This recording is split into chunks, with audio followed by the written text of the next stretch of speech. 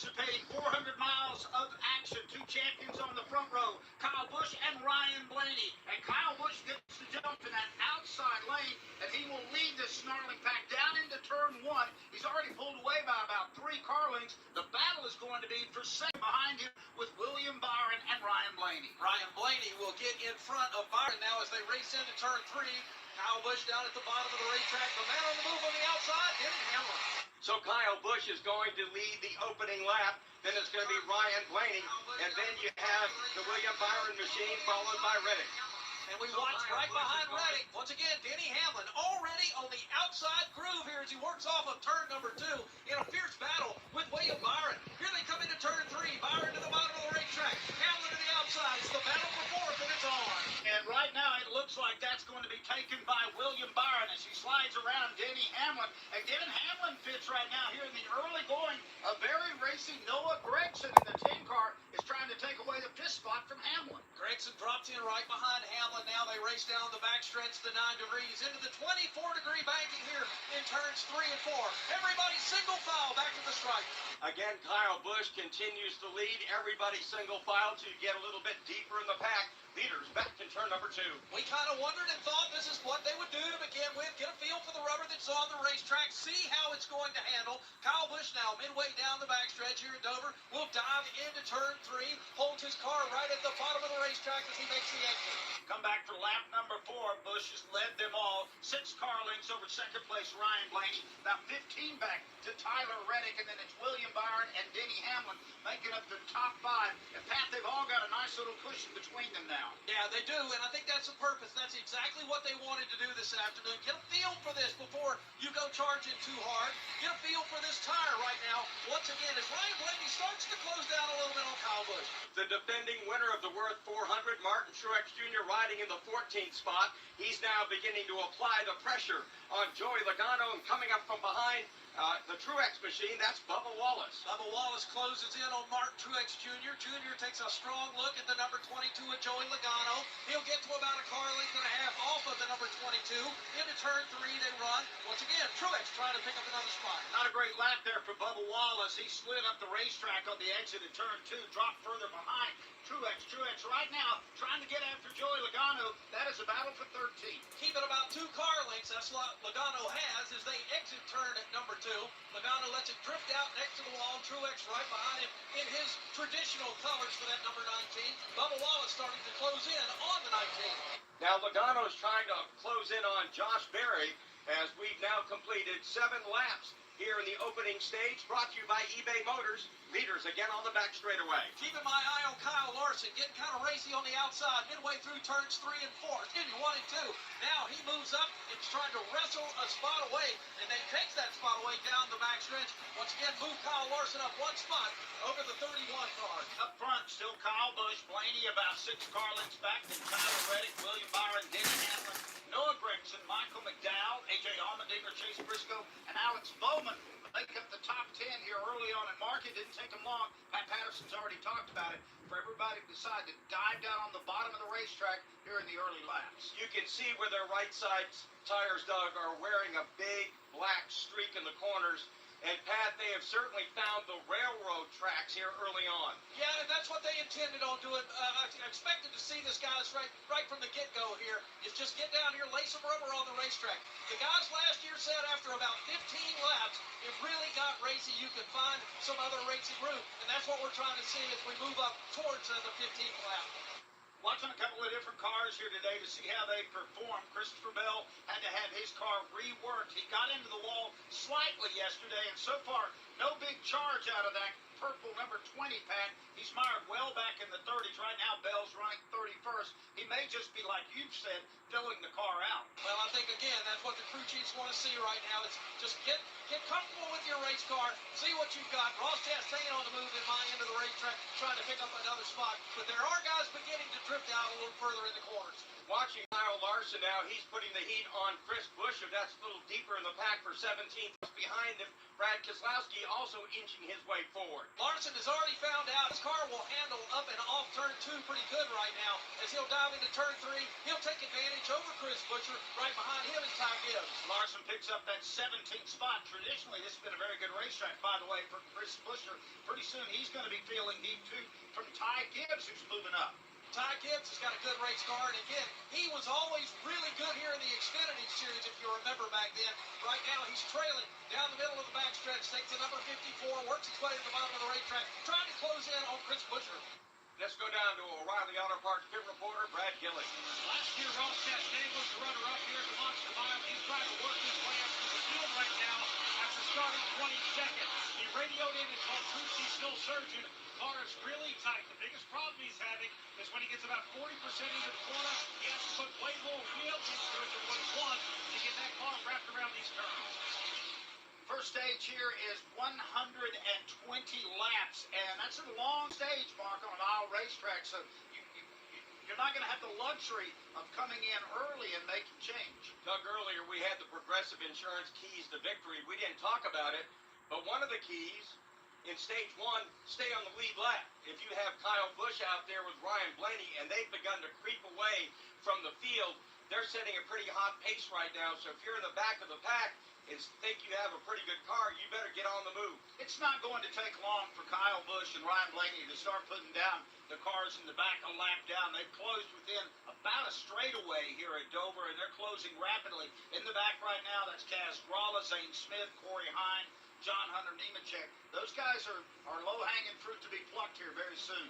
Battle for the 4th spot. William Byron has it. Denny Hamlin trying to take it away. Hamlin's been doing everything he can to try to find that position as they race into turn 3. Byron is beginning to move up the racetrack just a little bit, and at number 11, Denny Hamlin keeps him in sight. That is a battle for the 4th spot right now. Hamlin about 3 car lengths behind William Byron. They dive down into the 24-degree banking of turn 1 and drift up the racetrack a little bit, does William Byron. Byron has got a good race car. Once again, Hamlin had him a few minutes ago, and Byron was able to kind of pull away from him as they race into turns 3 and 4. Right now, William Byron trying to close in on last week's winner, Tyler Reddick. We're now reaching 18 laps down here in stage number 1 on the Monster Mile in Dover, Delaware. Everything is gone clean and green since the drop of that green flag. And again, our stage 1 here on PRN brought to you by eBay Motors. Watching Kyle Busch, Mark, we've talked a lot about Kyle not having that top-end speed that we're used to seeing out of him. Not the case today, at least here early on. He is the rabbit that everybody is chasing out there. Got a nice little battle right in front of you, Pat Patterson. Yeah, good shot there. Bubba Wallace going after Joey Logano to the outside. Wallace will take that silver, number 23, trying to make the pass, work his way past the start-finish line. He'll pick up that spot. We'll continue to watch him now. Bubba Wallace got a good race car this afternoon. He's had some good runs here at Dover. Here comes the leaders on Spears Up. Wallace again with that group. He's going to close in and try to make another move. The next one in line, though, is Kyle Larson as they race all 4. So Bubba Wallace has moved up to 16th. We're watching the in-car of Ryan Preece's Stewart Haas Racing Ford. A lot of smoke there in the cockpit. We'll have to see if anything major is developing for Ryan Preece. And also watching now Christopher Bell. I think he's starting to get a little more comfortable with his race car as he's picked up a couple of spots here. Remember, that car crashed yesterday during qualifying. Not bad enough that they had to go to a backup car, but they wanted to feel their way around here in the early laps. We have now completed 21 laps here in stage number 1, and our race leader by 3.9, or by about 3/10 of a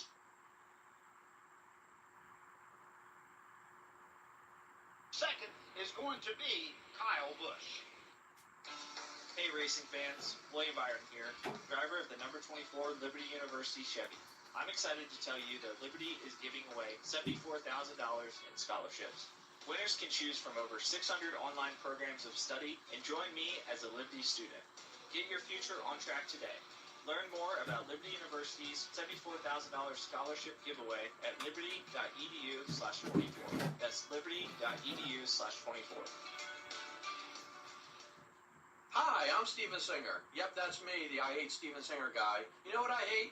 Disappointing my mom. Moms are impossible. You buy them roses and a week later they're dead and forgot. Oh, the roses, not your mom. What if you could get her a real long stem rose that would last forever? Go now to IHateStevensinger.com and see my famous roses, lavishly and deeply dipped in 24-karat gold. The only rose guaranteed to last a lifetime. They start at $59, shipped with your own personalized Mother's Day card.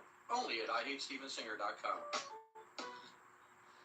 Kyle Busch with Ryan Blaney in hot pursuit have set a blistering pace here in stage number 1 of the Worth 400. They have just lapped Kaz Gralla, and there's heavy traffic up ahead. We'll get back to that when we get back to the Monster Mile. You're listening to PRN, the Performance Racing Network. Reddick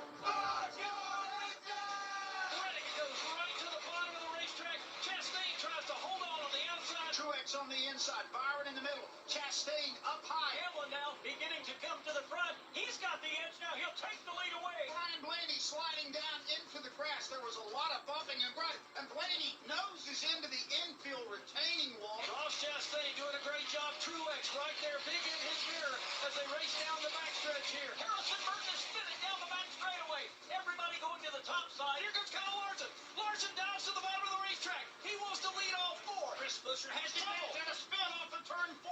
Now we've got a ton of cars that are in this one, and Larson is certainly one of those cars. Trouble coming out of turn 4.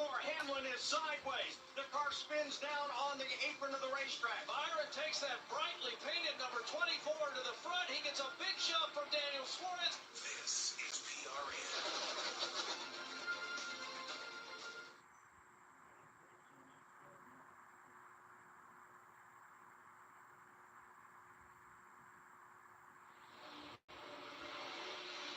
Welcome back to Dover Motor Speedway. We're 28 laps into the Worth 400.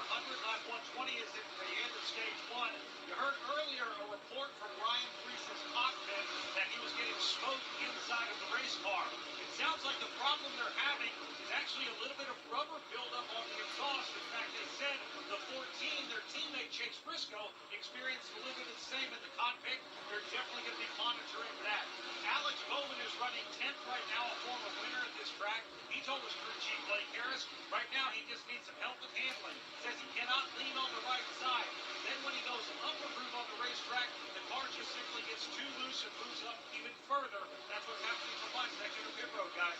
All right, thanks a lot there, Brad Gilly. Pat Patterson out on the racetrack. We may have a battle for the lead shaping up here. They've caught this lap traffic, and that's really let Ryan Blaney close down on the leader, Kyle Busch. Blaney's doing a great job now, back down the backstretch into turn 3. Kyle Busch has had to let his car drift up the racetrack just a little bit. He's looking for grip. Blaney is right there, car length and a half, but Kyle Busch pulls him down the straightaway. They work around the lap car of Zane Smith. They're nearly nose to tail in turn number 1.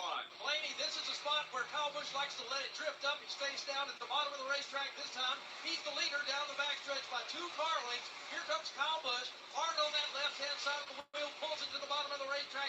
And once again, Ryan Blaney will go in his tire tracks. Very soon they're going to be catching some more lap traffic. Corey Hine is not that far in front of him. We'll keep an eye on that battle, but we want to welcome to the booth Mona Dexter, Vice President of Military and Veterans Affairs for Comcast. And Mona, nice to have you here. I know you guys have special representation today on Bubba Wallace's car for the Xfinity brand.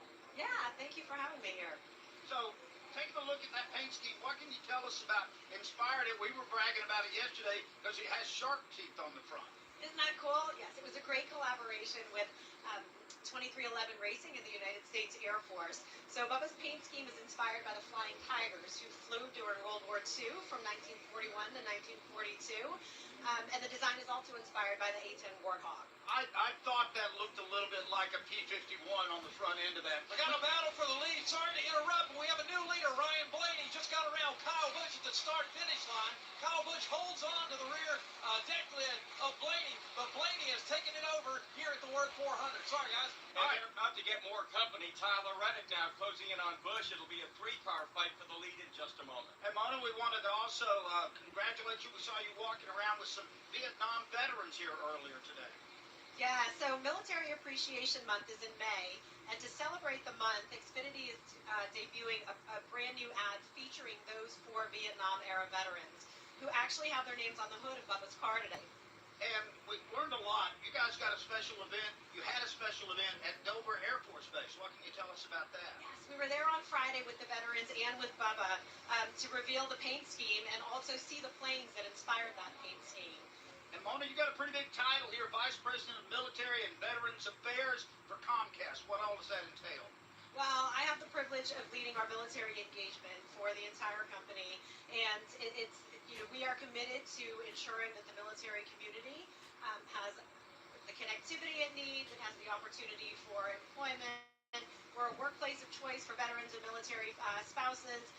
Our founder, Ralph Roberts, was a Navy World War II veteran, and so the military experience has and continues to influence our company culture. Out on the racetrack, Tyler Reddick slides around Kyle Busch. He'll take the second spot away. We're probably going to have another battle for the lead. Mona, thanks to you and everything that Comcast and Xfinity does for our veterans and NASCAR.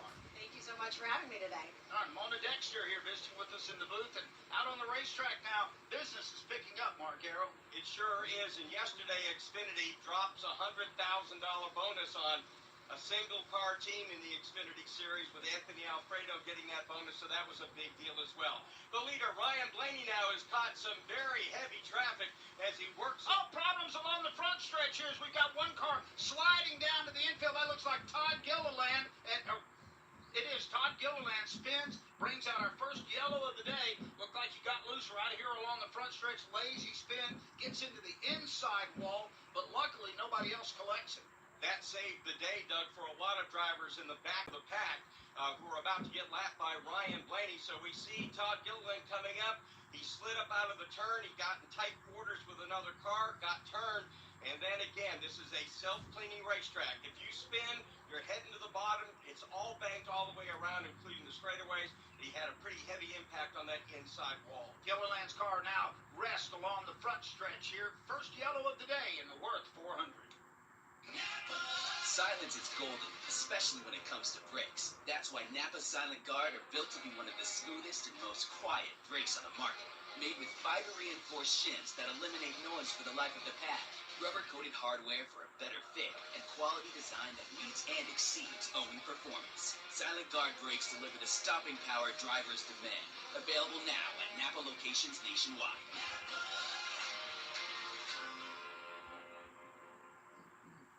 This season, Toyota Racing is looking for jugglers. Not the ones who toss balls or rings. Fans that can juggle the rigors of a 10-month-long season across many different racing circuits. What if I added knives? What if you added GR Cup, Formula Drift, and off-road racing? If you can juggle it all, then we want you. Be part of the action at Toyota.com/racing. Toyota, let's go places. Formula Drift is a registered trademark of Formula Drifts Holdings, LLC. First yellow of the day, single car spin along the front stretch here involving Todd Gilliland. Pit road is closed. We'll ask you, why wait until the race is over to do a victory lap? In Las Vegas, it's all about how you celebrate. NASCAR fans, start your engines by visiting What this the site, fuck did I miss? LasVegas.com. We're under caution. That's not good. Dover Motor Speedway, this is PRN, the Performance Racing Network. Oh no. What the hell did I miss? Something bad must have The happened. United States Deputy Sheriff's Association is a national nonprofit and the largest non-governmental provider of services to law enforcement. The USDSA assists cities. You fucking... agencies with free safety equipment donations and officer survival training, along with cash donations to families of law enforcement officers who perish in the line of duty, college scholarships for the children of law enforcement, a citizen awareness program, and more. For more information on the USDSA and how you can help, visit usdeputy.org. There's a little bit of the county fair atmosphere at a stock car race. Don't miss NASCAR's biggest stars when they light up historic North Wilkesboro Speedway. It's the NASCAR All-Star Race, May 17th through the 19th. Champions like Larson, Elliott, Busch, and Blaney battle it out for All-Star supremacy on one of NASCAR's original tracks. Experience live music, racing history, and the kind of fun you can only have at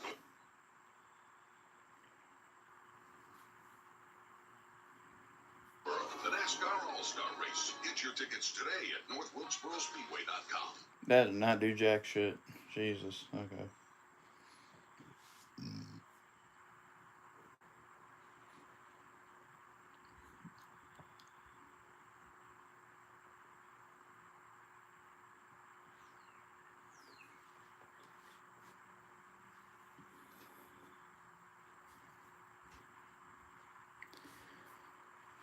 And now the radio don't even want to work. Oh, there we go. We're back at Dover, Delaware, where we've seen the yellow flag Ford from Front Row Motorsports on the hook and off the racetrack after he made hard contact. Oh my God, it's Larry Bird. And again, 9 degrees of banking. It doesn't sound like much, but Doug, the other day you and I were standing on pit road and looking straight up at the outside wall of the front straightaway. It is a steep incline. You're not going to hit the outside wall and not bounce down to the bottom. This is an intimidating racetrack. I feel like, especially, and I said this yesterday, television doesn't do this place justice. It is a lot more scary in person when you're here. You can actually see and experience the banking. They finally have Gilliland's car hooked up to a wrecker and pulling it off the racetrack. It's been sitting there for a while. Pit road, the green light has winked on, so that means pit road is going to be open here on lap 42, and we suspect it will get very, very busy. Let's kick it down to Wendy Venturini. Yes, I'm positioned in the pit-in area as they hit pit road. Tyler Reddick started this race fourth, is currently in second. He said it got better as they laid rubber down. He asked for no big adjustment, just a neutral adjustment from crew chief Billy Scott. It's going to be 4 tires of fuel for Tyler Reddick. Also in the 6th position, Noah Gregson has been super edgy on this race. They asked to tighten him up 2 tires for Noah Gregson. Brad Gilly. William Byron pretty happy with his race car, running up in the top 5 right now. He's going to get 4 tire change in Sunoco. Denny Hamlin, lightning fast pit stop from that crew. He's taking traffic in the direction that his car is moving right now. 4 tires in Sunoco for him as well. Brendan Miller. Ryan Blaney wanted the car tightened up 1 number plus is what he said. They did that with an air pressure adjustment. 4 tires for him. Also, Kyle pushed in the car, which is extremely loose. He wanted that car tightened up as well. They did that with a 4 tire change. So as they came off the pit lane, it is going to be Blaney, followed by William Byron, who moved up 2 spots. Denny Hamlin also +2. Tyler Reddick lost 2 spots. Kyle Busch did as well. They were 4 and 5 off the pit lane, followed by Michael McDowell, Noah Gregson, Martin Truex Jr., Chase Briscoe, and Ricky Stenhouse Jr. Mark, I've been encouraged early on here in this race that these cars have the ability to track each other down and make passes on the racetrack. We've seen good examples of that as we saw the lead swap and then 2nd and 3rd place change hands. So I think that bodes well as this race moves on today. There's no doubt about it that the track is widening out. Pat, a quick observation on your part. I've looked at those black grooves in the racetrack. They're edging further up. They're in turns 3 and 4 as they are in 1 and 2. Yeah, we've got a good track right now, guys, and it is rubbering in as most crew chiefs kind of projected that they would this afternoon. So I, too, very encouraged, especially watching those last few passes that were made up near the front and how the leaders were working around the lap traffic. We got a good track here today. Time now for an eBay leaderboard. Bring home the cup with eBay Guaranteed Fit. Brakes, headlights, all the parts to fit your vehicle the first time, every time. eBay Motors, ebaymotors.com. Eligible items only. Exclusions apply. Ryan Blaney is the leader of this race with William Byron 2nd, Denny Hamlin 3rd, Tyler Reddick 4th. Then 5th is Michael McDowell, Kyle Busch 6th, 7th Noah Gregson, Martin Truex Jr. now scored 8th, Chase Briscoe 9th, 10th Ricky Stenhouse Jr. 11th is A.J. Allmendinger, Alex Bowman 12th, 13th Kyle Larson, Brad Keselowski 14th, 15th to Bubba Wallace. Chase Elliott rides 16th, Chris Buescher 17th, Austin Cindric 18th, Joey Logano 19th, Ty Gibbs is in 20th. 21st is Josh Berry, Ross Chastain 22nd, 23rd Carson Hocevar, Austin Dillon 24th, 25th Harrison Burton, Daniel Hemrick 26th, 27th Corey LaJoie, Daniel Suarez 28th, Jimmy Johnson 29th, and 30th John Hunter Nemechek. 31st is going to be Justin Haley. Ryan Preece will be 32nd, 33rd to Christopher Bell. 34th is Corey Hines. Zane Smith is 35th. 1 lap down is Kaz Grala, and they have taken the Gilliland car behind pit wall. He is being scored in 38th. By the way, Doug, if anybody out there sees Alex Bowman, Austin Dillon, wish him happy birthday. Bowman just celebrated his 31st. Yesterday, Austin Dillon turned 34. And as we pointed out in a pre-race show, kind of a big day here for Alex Bowman. This is his 300th NASCAR Cup Series start. That's a pretty big number, Mark. It sure is, and it's been a roller coaster career. Now, tells you that he wasn't satisfied with just 7 wins after coming into his 300th start. But he started kind of out, pretty small. He wasn't with Hendrick Motorsports when he started running the Cup Series, and has locked into HMS. And Doug, they've done a great job from going from one of the oldest driver lineups, one of the youngest right now. Hendrick Motorsports right now set for a while with 4 very talented winners driving their race cars. So we'll see how that. And you remember that all-star lineup they had there for that brief snapshot in history? You had Jeff Gordon, Jimmy Johnson, Casey Kane, and Dale Earnhardt Jr. And when you looked at that, you thought, how can that ever be replaced? Well, guess what? Hendrick went out and retooled it, and they brought back guys like Alex Bowman, Kyle Larson, of course, who is just tearing everything up, Chase Elliott. So they've retooled, Mark, in a big way. And William Byron, Doug, has very quietly turned into one of the biggest winners overall on the Cup Series. And some may argue he's leading the pack. He may be the lead sled dog over there at Hendrick Motorsports right now. The lights off on that pace car here at Dover Motor Speedway in front of a really big crowd on an absolutely gorgeous day. We're kind of just celebrating this because the last 2 years we've come to Dover, we've had to watch a lot of rain and people leave disappointed. They packed in this place today, and they're being rewarded with some pretty good racing and some great weather. When they come back to the line, it'll be 47 laps deep with 74 to go here in stage 1. Pat Patterson, they're halfway down the backstretch. Yeah, lights are off on the pace car here as they work their way under the second bridge that is the entrance to turn number 3 on that front row. A guy that's carrying the colors of the race. Of course, talking about Ryan Blaney. To the outside is William Byron in row number 1.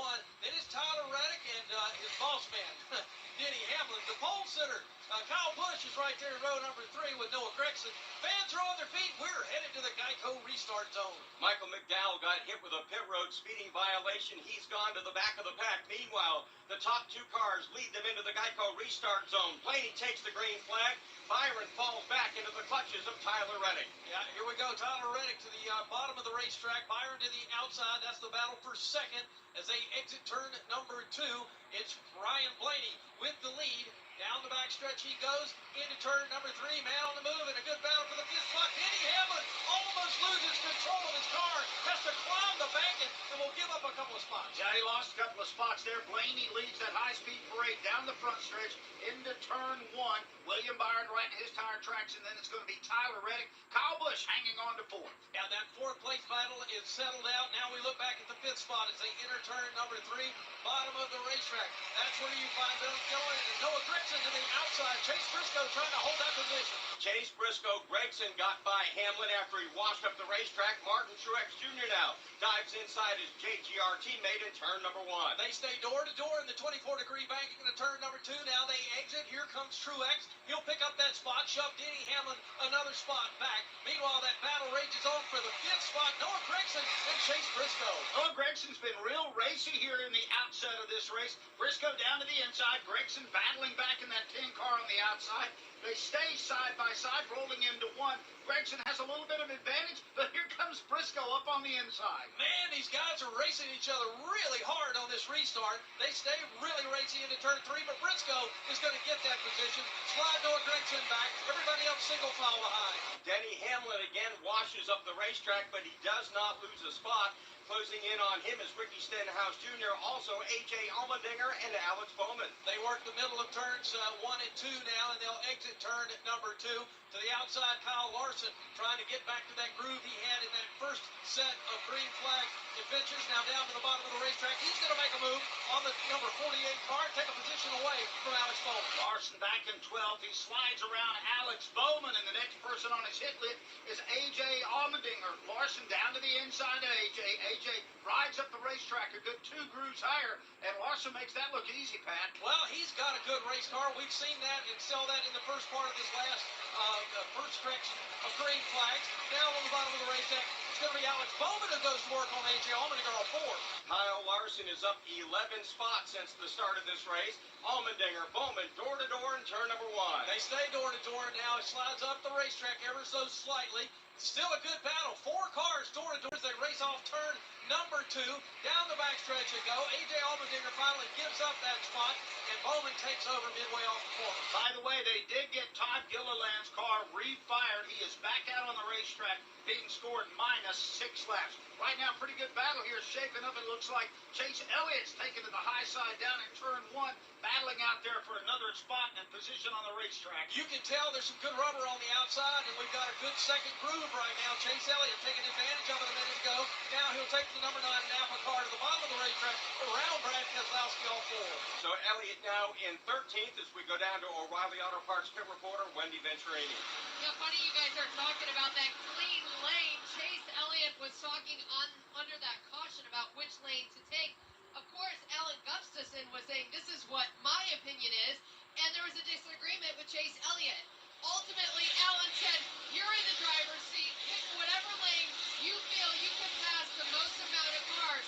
Chase Elliott said the top is clean, the bottom is not. I'm going to go where everyone else is not. He started 29th and has moved up to 13th. Chris Buescher just overpowered Bubba Wallace at the exit of turn 4, so moved Buescher up to 15th as Wallace now has dropped to 16th. Wallace down on the bottom of the racetrack for this time around, and that's well back about half a lap behind the leaders. Right now, that leader is Ryan Blaney. And Mark, he's been able to carve out about a half-second advantage since we dropped the green. He has ever so slightly begun to creep away from William Byron. Last time by, Blaney ran the fastest lap, Byron the third quickest lap in this event. So the top 5, Doug, running very, very quick right now, kind of settled in. Again, watching Kyle Larson. He's the man on the move. Again, from the outside, he blows by Ricky Stenhouse Jr. Kyle Larson is now up 12 spots. He's in turn number 2. Larson working off of turn number 2 now. Will set his sights on to Denny Hamlin. Got another good battle behind those guys a few minutes away. Here goes Mark Truex Jr. as he'll make a pass on Chase Briscoe's car. It seems to be kind of going away. Kyle Larson almost in the middle of that one as well. That's a battle for 7th here as he gets around the Briscoe car. Next in line, it's going to be Denny Hamlin and then Kyle Larson. And that's a bit of a crowded knot out there. Yeah, it is right now as we watch Denny Hamlin get back to the gas as hard as he can into turn number 3. He'll work underneath Chase Briscoe. He's got to go because Larson's right there. Briscoe hung up on the outside of the racetrack. Can he drop down and make the block on Larson? We'll have to wait and see again in turn number 1. They hit the banking, now work their way in turn number 2. Larson lets the car slide up the racetrack ever so slightly now, works up next to the wall off of turn number 2, and move that blue and white number 5 up another spot. He gets past Briscoe, and so behind him is Christopher Bell. Now goes to work on Briscoe. Since the start of the race, Kyle Larson has picked up 12 positions. He's about ready now to go up and battle with Denny Hamlin. He's up there now fighting for that 7th position as they roll out of turn 2. He has got a very fast car, and he's trying to make the most of these tires right now as he works down the backstretch. Kyle Larson about 4 to 5 cars off of Denny Hamlin as he works through the middle and off of 4. Martin Truex Jr. now going to work on Noah Gragson. Gragson puts on the block at the exit of turn 4. He'll try to do it again, but slides up the racetrack in turn number 2. Truex taking his time, but he does get door to door. Now he'll kind of force him to the outside a little bit. Martin Truex Jr. stays door to door now into turn 3. He'll go to the bottom and he'll get around Gragson, and that opens up the door for Denny Hamlin, who's there. Well, the door got open, but Denny Hamlin wasn't able to step through it. He's now back behind Noah Gragson, and that's going to mean that he'll have to hold off the assault here from Kyle Larson, who dives low, looking for a way to get her underneath Hamlin. That's a fast Chevrolet this afternoon for Kyle Larson, and Denny Hamlin's doing his best to hold on to that spot underneath the bridge they run here in turn number 3. This time Hamlin's going to slide up the racetrack, but Larson is there. Can't take advantage this time. Hamlin on offense and defense, trying to get by Noah Gragson and hold off Kyle Larson. Those 3 cars, nose to tail now as they work their way down to 1. Noah Gragson is going to make it easy on Denny Hamlin. He's going to make him work for that spot. Hamlin's got to go. Larson's right there down the backstretch. Hamlin and Larson stay door to door with each other. Now here comes Larson to the outside. He's going to have Noah Gragson right in front of him. They work back to the stripe. It's a good battle as they head back into turn number 1. To the outside once again is Hamlin trying to make a move, and Noah Gragson is right in the middle of this as they work off and under the pedestrian bridge off of turn number 2. This is a really, really good fight here at the Monster Mile. Here goes Larson once again, guys. He wants to get around Gragson. Noah Gragson held him up for a full lap there, and finally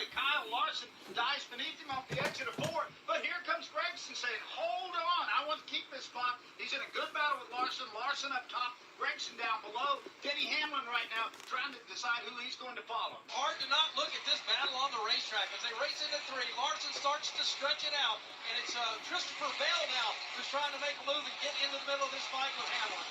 Also, Alex Bowman has joined the fight. The Ally Chevrolet trying to catch the Hamlin Toyota, while Hamlin now drives inside of Noah Gregson. The one thing I'm noticing about Denny's car is he can go about anywhere he wants to on the racetrack, and he proved that a minute ago in this traffic. Here they come into turn number 3. Hamlin now is trailing Larson, and here comes Christopher Bell trying to make a move on Noah Gregson off 4. Noah Gregson qualified that Miller Tech Ford in the 5th spot, and he's showing right now with this performance that wasn't a fluky lap. He's really putting up a fight out there as Noah Gregson stayed inside the top 10, as he is running 8th right now as we have completed 68 laps of the Worth 400. To show you how easy it is to file a claim with Geico, we hired a scary movie victim. Oh no, a tree fell on my car, and there's only one thing to do. Trip over my own feet and pull myself across the lawn while yelling help at a barely audible volume. Sorry to interrupt, but you filed a claim with Geico, so you've got a designated claims team to help you. This Geico sounds suspiciously reassuring. Are you sure I don't end up getting surprised with an unexpected twist? Just that your Geico team will always be there to keep you updated. No! What is it? Oh, nothing. I just didn't see that coming. Geico. Great service without all the drama. Whether your engine runs daily or only when you need it, C-Max Micro Lubricant is the force you need against carbon buildup that can damage your engine. Combustion causes carbon and other harmful deposits to build up on your engine, fuel system, and transmission. And carbon is like sandpaper rubbing against your engine's internal parts. You don't want that. You want C-Max Micro Lubricant. It soaks into metal and keeps your vehicle running at peak performance. Find out more at cmax.com or visit us on Facebook and Twitter. Protect your engine to the max with C-Max. Back in Dover, Delaware, 49 laps to go in stage number 1 of the Worth 400, brought to you by eBay Motors. Need to document that Ryan Preece has taken his Stewart Haas Racing Ford to the garage area.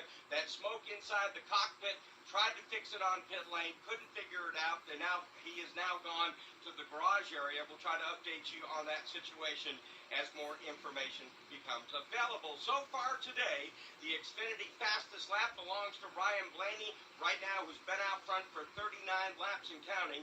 His fastest lap, lap number 2, 156.413 miles per hour. Now, Xfinity keeps NASCAR fans in the zone with ultra-low lag and a connection you can rely on. Stream NASCAR from the best seat in the house with Xfinity, because you only live once. Learn more at Xfinity.com. We'll have more from the Monster Mile. This is PRN, the Performance Racing Network. Buddy Baker is back in victory circle after just 5 tries in 1971. Your family and Buddy Baker have a long history of Buck and my granddad racing against Buddy's dad. Buddy came to drive for my dad in 71, 72, right along there. Drove that white Dodge number 11. They always called him the Gentle Giant. And Buddy would come over to the house. Sometimes he would bring his son Brian, who was about my age, and we'd go motorcycle riding. Buddy Baker was a great motorcycle rider. We'd go out through the woods, and man, he would do some stuff. And my dad would just pud along on that little motorcycle he had. Buddy'd have his on the back wheel, in the gas, running hard. Brian and my dad would ride together, and I would ride with Buddy, because they would pud along, and I would ride with Buddy. But Buddy was just that guy who always was just so kind to me. Even when I started racing, and we'd go to Daytona, or you'd go to Talladega, where he had lots of success. You could sit and talk to him, and he would tell you things, and you could pick his brain, and he tried to help you.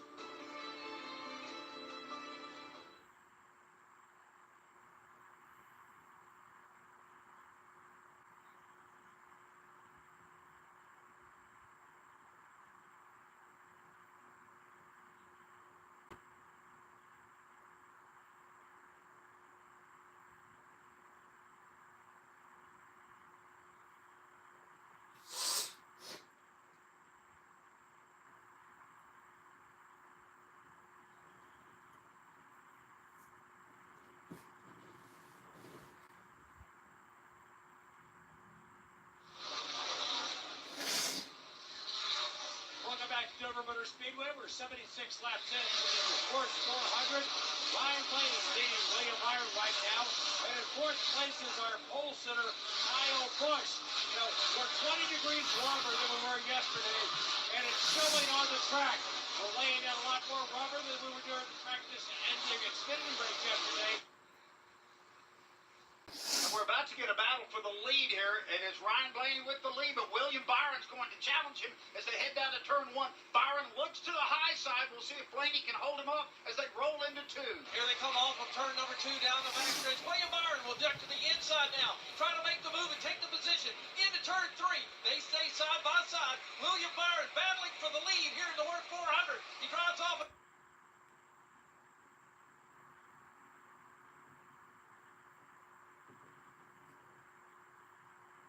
On the top two, I don't think it's going to be long before he runs down Blaney. Nothing makes you more confident than taking a checkered flag home last weekend at Talladega, and he did that. Here he comes now, closing it down to about 6 car lengths off the second place running now, Ryan Blaney, leader all 4. Need to document again, we talked about how Hendrick Motorsports has won 22 times here at Dover, more than any other team. When Alex Bowman won here a couple of seasons back, led a 1, 2, 3, 4 sweep for Hendrick Motorsports, and right now, Doug, Byron's first, Larson 6th, Bowman 8th, Chase Elliott 9th. Looks like they came loaded for bear again. And it looks like the best hope for Ford right now has been represented by Ryan Blaney. Not a big surprise. He qualified on the front row. He's raced well. He just gave up the lead, though, to William Byron, and he's about ready to give up second place here, I think, to Tyler Reddick in the next couple of laps. Reddick works off of turn at number 2 now and will move within about 4 car lengths of Ryan Blaney, who's in that second spot. Reddick this afternoon with the Big Mac colors on his race car. Goes to work, uses the outside on 4. Right now, Pat, we talked about it a little while ago, but it is getting awful dark and awful black on the white concrete. And both of these corners, a lot of rubber being laid down, and the track is getting really wide. Yeah, this is what everybody wanted. This is the same tire we used last year at this race, and it did exactly the same thing. Got us a real good racing surface right now. Watching this battle for second, guys. Here comes Reddick on Blaney. Tyler Reddick now closing in on Ryan Blaney.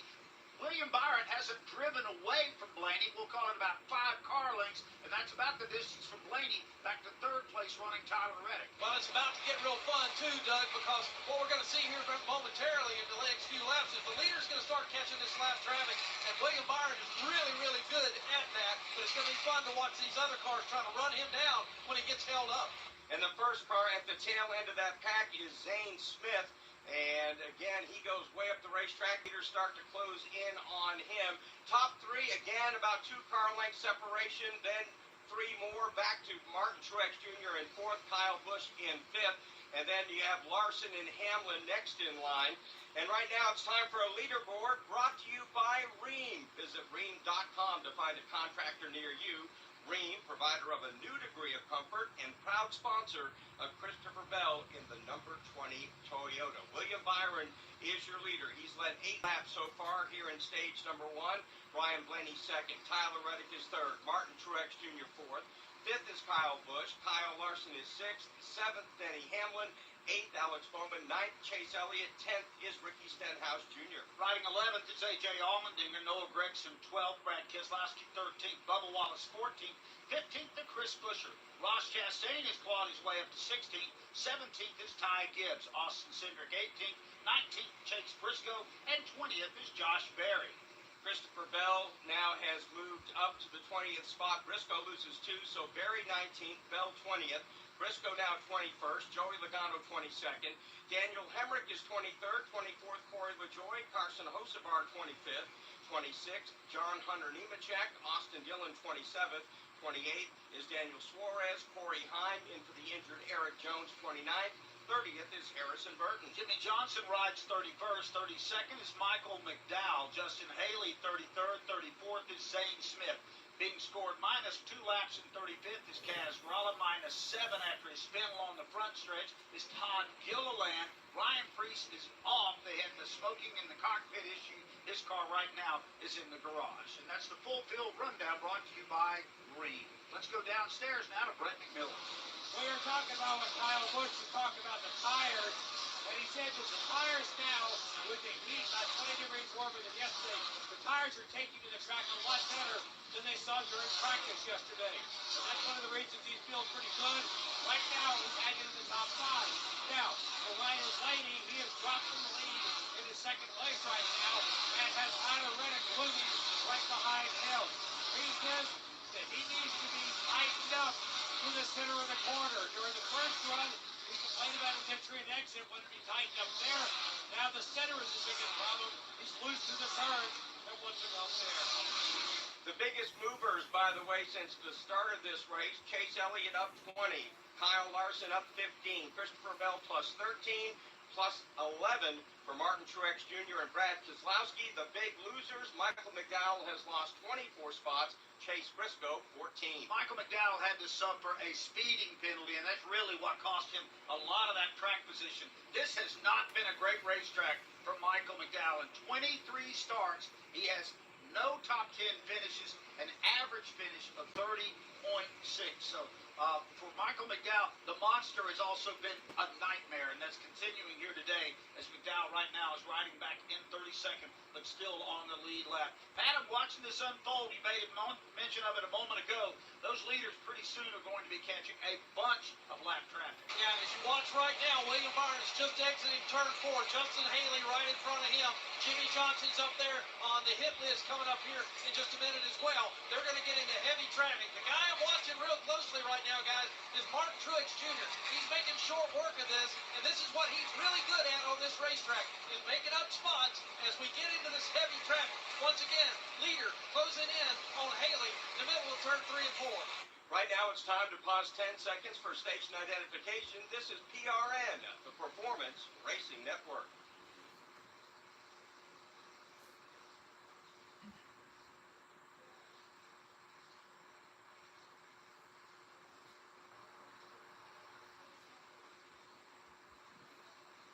Welcome back to Dover Motor Speedway. Alongside Doug Rice, I'm Mark Garrow. Pat Patterson in the turns for us this afternoon with our O'Reilly Auto Parts pit reporters Wendy Venturini, Brad Gilley, and Brett McMillan. Watching our race leader, William Byron. Pat, he's caught this lap traffic, but he is being very patient on how he picks them off. It took him 3 laps to get around Justin Haley. Yeah, he's going to have to make it a little bit quicker than that, or at least he's going to hope for the opportunity to as they race in the middle of 3 and 4 off of 4. But he's got a lot to work with as he closes in on the 7-time champ. Michael McDowell is up ahead. So is Jimmy Johnson. For a while, they were 2 by 2. William Byron getting blocked in just a bit at the exit of turn number 2. Watching him now, patiently, as Doug just mentioned, he makes the move on Haley. He'll get that done down the backstretch. Now he races into turns 3 and 4. Next up on the hit list is Michael McDowell. Now, he's got a roadblock in front of him right now as Michael McDowell and Jimmy Johnson are basically running side by side. Now they go nose to tail. Byron dives down to the inside. He'll try to pick off Michael McDowell, and next on his hit list will be Jimmy Johnson. He's going to make the move on Johnson out of 2. Yeah, he works down the backstretch now, gets in behind into Jimmy Johnson's number 84 car, works down to the bottom of the racetrack. Johnson will go quietly here off turn number 4 and give way to the leader off of turn 4. Up ahead, Harrison Burton, also Austin Dillon, Corey Heim again for the injured Eric Jones. Still heavy traffic for the leader in turn number 2. Yeah, Johnson wasn't quite done with giving up that spot. He is now as they race off of turn number 2. So move him and move Jimmy Johnson back down a lap at this point. Bottom of the racetrack, here goes the leader. And we're getting into a good battle here between Ryan Blaney and Martin Truex Jr. on 4. And Truex is down on the bottom of the racetrack, battling with the Worth Ford. Up Ryan Blaney's got a fender alongside, dives up there side by side, up in the apex of turns 1 and 2. Truex digging down on the bottom. He's got the advantage. Blaney trying to kind of dive in that corner down at 1 and 2. Truex, though, staying right with him. Here's Truex to the bottom of the racetrack. Goes out, down to the bottom. He'll try to make the pass. Ryan Blaney, again, not giving up that spot quite yet, but he will all 4. Truex from the bottom to the top. He moves up 1 spot. Now third after starting this race in the 15th position. We'll take a quick break here in stage number 1 of the Worth 400. Just 18 laps to go in this opening stage here at the Dover Motor Speedway.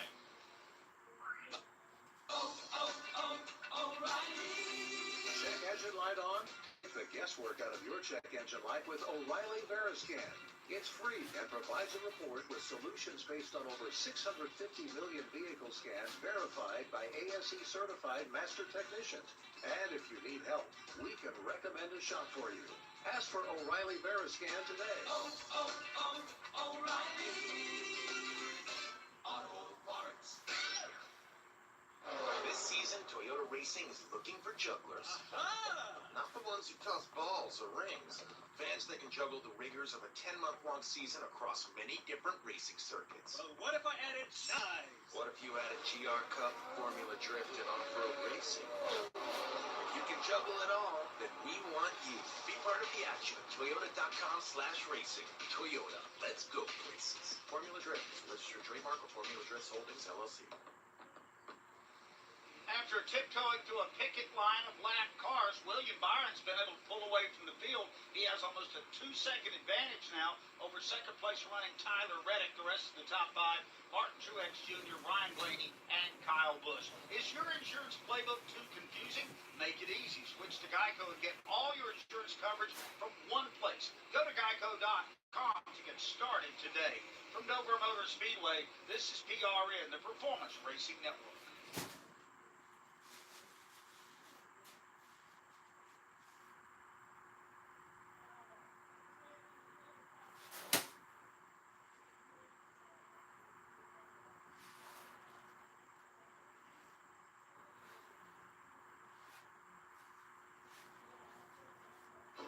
If you have a chance to make a difference in a kid's life, you need to take full advantage of that opportunity. For those kids to know somebody has their back, somebody is caring about them, thinking about them when they feel like nobody is. Anything that I can do now to support Speedway Children's Charities, I do because I've seen the work firsthand.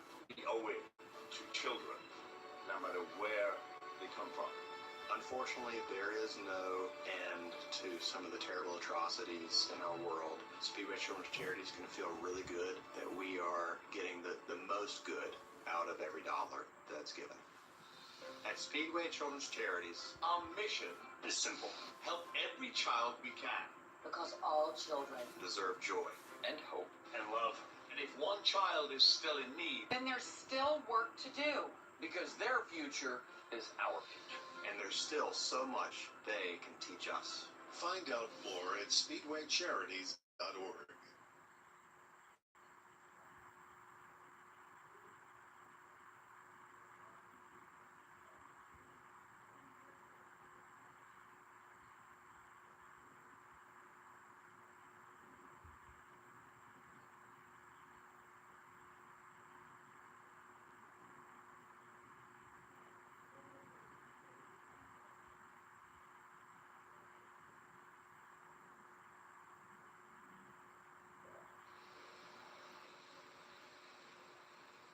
William Byron is adding cars to the laps down list. So far being scored a lap down. Corey Hine, Harrison Burton, Michael McDowell, Jimmy Johnson, Justin Haley, and Zane Smith. They've all gone underfoot to the race leader, William Byron, who's making this look easy today. Right now, he's laying him down and just doing a great job. Kyle Larson has just moved up to fifth as he bypassed Kyle Busch. Busch now is going to find his hands full with Denny Hamlin, and now it looks like Hamlin will grab that spot as he slides up in front of Busch as they exited turn two, but Busch fires back on the outside, but move Hamlin now up to sixth. Our pole sitter, Kyle Busch, now has fallen back to seventh after he led the opening 33 laps of this event. We'll pick those two cars up as they head back to turn one. Yeah, Kyle Busch right there behind Hamlin. He lets his car drift up the racetrack. Again, talking about kind of dominating the corner, but he's not got anything for Denny Hamlin. Behind him, Alex Bowman as they race down the backstretch. Up in front of Hamlin, he's going to take a lead onto the 5 car of Kyle Larson. They work off turn 4. Larson swings around, gets around another lap car out there as he passes Michael McDowell. We've only got 9 laps to go here in stage 1. Mark, we might expect a few teams to possibly short pit here, but the problem is if you short pit, you're guaranteed to go a lap down. I think if you have any plans on finishing top 10, top 20, you don't do that, but we'll have to see what teams may or may not do that. We're 9 laps away from the end of stage 1, brought to you here on PRN by eBay Motors. By the way, the car of Chase Briscoe has officially, or Ryan Preece rather, has officially retired from the event. So Preece out of the race here today, and he will finish 37th on the day as the laps are dwindling down here in stage 1 as William Byron has pulled out. But it looks like maybe Tyler Reddick might be closing the gap, Pat Patterson. Now, Tyler Reddick's got another problem, and it's the 19 car, which is right below him. Martin Truex is on the march here at Dover, and he's got his sights set on the lead as they work down the backstretch. Had a good run and got rid of Reddick pretty quickly. Now goes to the bottom of the racetrack. He wants to lead here at Dover, and he may get it back to the start finish. He's on the bottom. Byron's on the top at the finish line. Byron by inches on the outside, but they remain door to door in turn number 2. Truex has got it dialed in now. Bottom of the racetrack he goes. William Byron's got no choice but to get out of the way, and he's got another problem, and that is right behind him, Tyler Reddick is closed in, and he's going to battle for the second spot. Brian Blaney is in this battle as well, and Larson is pretty close to it. Pretty hard contest here in the late laps at stage number 1 as Martin Truex Jr. is taking to the lead. He's got a car separating himself from second place Byron, and as you talked about, Tyler Reddick on the march. He is back up to third. Yeah, Truex is pulling away from this group right now, but Tyler Reddick, is got his sights set on that second spot. He lets his car drift up the racetrack, and that's going to bring the caution flag out. So Brad Keselowski has spun in turn number 2. That brings out our second caution flag here in stage number 1, just 2 laps away from the finish. And Doug, I've got to believe that is going to do it for stage number 1 here in Dover, Delaware, as Brad Keselowski, who had actually made up some ground, spun there in turn 2. He's battling with Noah Gragson going down into the corner, and as Gragson worked the outside, Keselowski just got pulled around. That car did a half spin and then slid down the racetrack. Doesn't appear to be much damage to that GoBuildSubmarines.com Ford. We got a better view of it now, and I think that for Brad Keselowski, he would consider himself very lucky, as everybody behind him was able to go high or low and miss the number 6 Ford of Brad Keselowski. So he escapes with that one. We've got one more lap here under the yellow, and then we will be officially at stage 1. Let's check in with Wendy Venturini. I'm on this end of pit road where Brad Keselowski has just come to a stop. The right side of the car has damage. They brought over two jacks, actually. There was so much it was dropped down on the right side, trying to get that right side lifted and the rear of the car lifted. They just put 2 fresh tires, but I'm watching to see what kind of fenders get pulled out. No fenders were pulled out, so it could just be an incident where they're going to put 4 tires and get them back out there. So Brad Keselowski, a former winner here at Dover. Problems for him again brings out the second yellow flag. He's making his way slowly down the pit lane now, getting back out onto the racetrack in that RFK racing machine. Martin Truex Jr., meanwhile, behind the pace cars, about to cross the start-finish line, and he is going to win the opening stage, it looks like, here in Dover, Delaware, at a very reduced speed. And the crowd cheering Martin Truex Jr. again today, looking for his 5th victory overall on the Monster Mile. He will win stage number 1, which was brought to you here on PRN by eBay Motors. Bring home the cup with eBay Guaranteed Fit. Brakes, headlights, all the parts to fit your vehicle the first time, every time. eBay Motors, ebaymotors.com. Eligible items only. Exclusions apply. So here's the top 10. In stage number 1, Martin Truex Jr. will win it. William Byron 2nd, Tyler Reddick 3rd, Ryan Blaney 4th, 5th Kyle Larson, Denny Hamlin 6th, 7th is Kyle Busch, 8th is Alex Bowman, Chase Elliott 9th, and 10th, Ricky Stenhouse Jr. When you switch and save with Progressive, you could use that money towards golf lessons to become a scratch golfer. Progressive cannot guarantee that you will ever become a scratch golfer. Scratch golfers are really, really good. Drivers who switch and save with Progressive could save hundreds on average, and sure, you can put that money towards lessons, but if you can't hit the broadside of a barn and think you're going to become a scratch golfer, you're delusional. Sorry, just telling it like it is. Savings, maybe. Scratch golfer, don't hold your breath. Switch and see if you can save at Progressive.com. Progressive Casualty Insurance and Affiliates, not available in all states. It's universally accepted that golf is hard. Progressive cannot guarantee improved performance on the course. This is NASCAR racer Michael Waltrip with Echo Park, the official used car of Speedway Motorsports. I'm inviting you to Echo Park's Coffee Cup Series. This NASCAR season, me and Echo Park will be arriving to the tracks early to meet fans over a cup of coffee and check out some of their cars. Plus, you can win a VIP ticket upgrade and ride in the pace car. Ooh, talk about a whole new meaning to pre-race jitters. Echo Park, every car, happy owner. By the way, Ryan Preece, after taking his car to the garage, he has now been put out of this event. He'll get credit today for the 37th and final position. position. When it's time for a brake job, go with the smooth and quiet stopping power of Napa Silent Guard brakes. Available now at Napa locations nationwide. When we come back, we'll have pit stops after stage number 1 of the Worth 400. This is PRN, the Performance Racing Network. If you are new here and if you haven't subscribed already, go ahead and do that if you want to continue and support the channel. That way you don't miss out on these streams. And also, if you want to like up the stream, you can. That way we can get this recommended to more people, over 200 people. Thank you guys. So, yeah. The technical, I can see you producing. It's a fun thing to learn. I enjoy doing it. When I get the opportunity to do it, I try to. Oh my God, there's cheerleaders. Oh my God. And Paul Shad on Racing Country Classic. Racing Country Classics. Each year, vehicle trespasser and pedestrian accidents along railroads change the course of innocent lives. From train operators and passengers to families and first responders. Interacting safely with tracks and trains is the goal. It's important to be alert when approaching crossings. Never drive or walk around lowered gates. Do not walk on or beside the tracks. Trespassing is dangerous and illegal. Don't risk your life. Keep clear and stay safe. For more information, visit metrolinktrains.com/stay safe.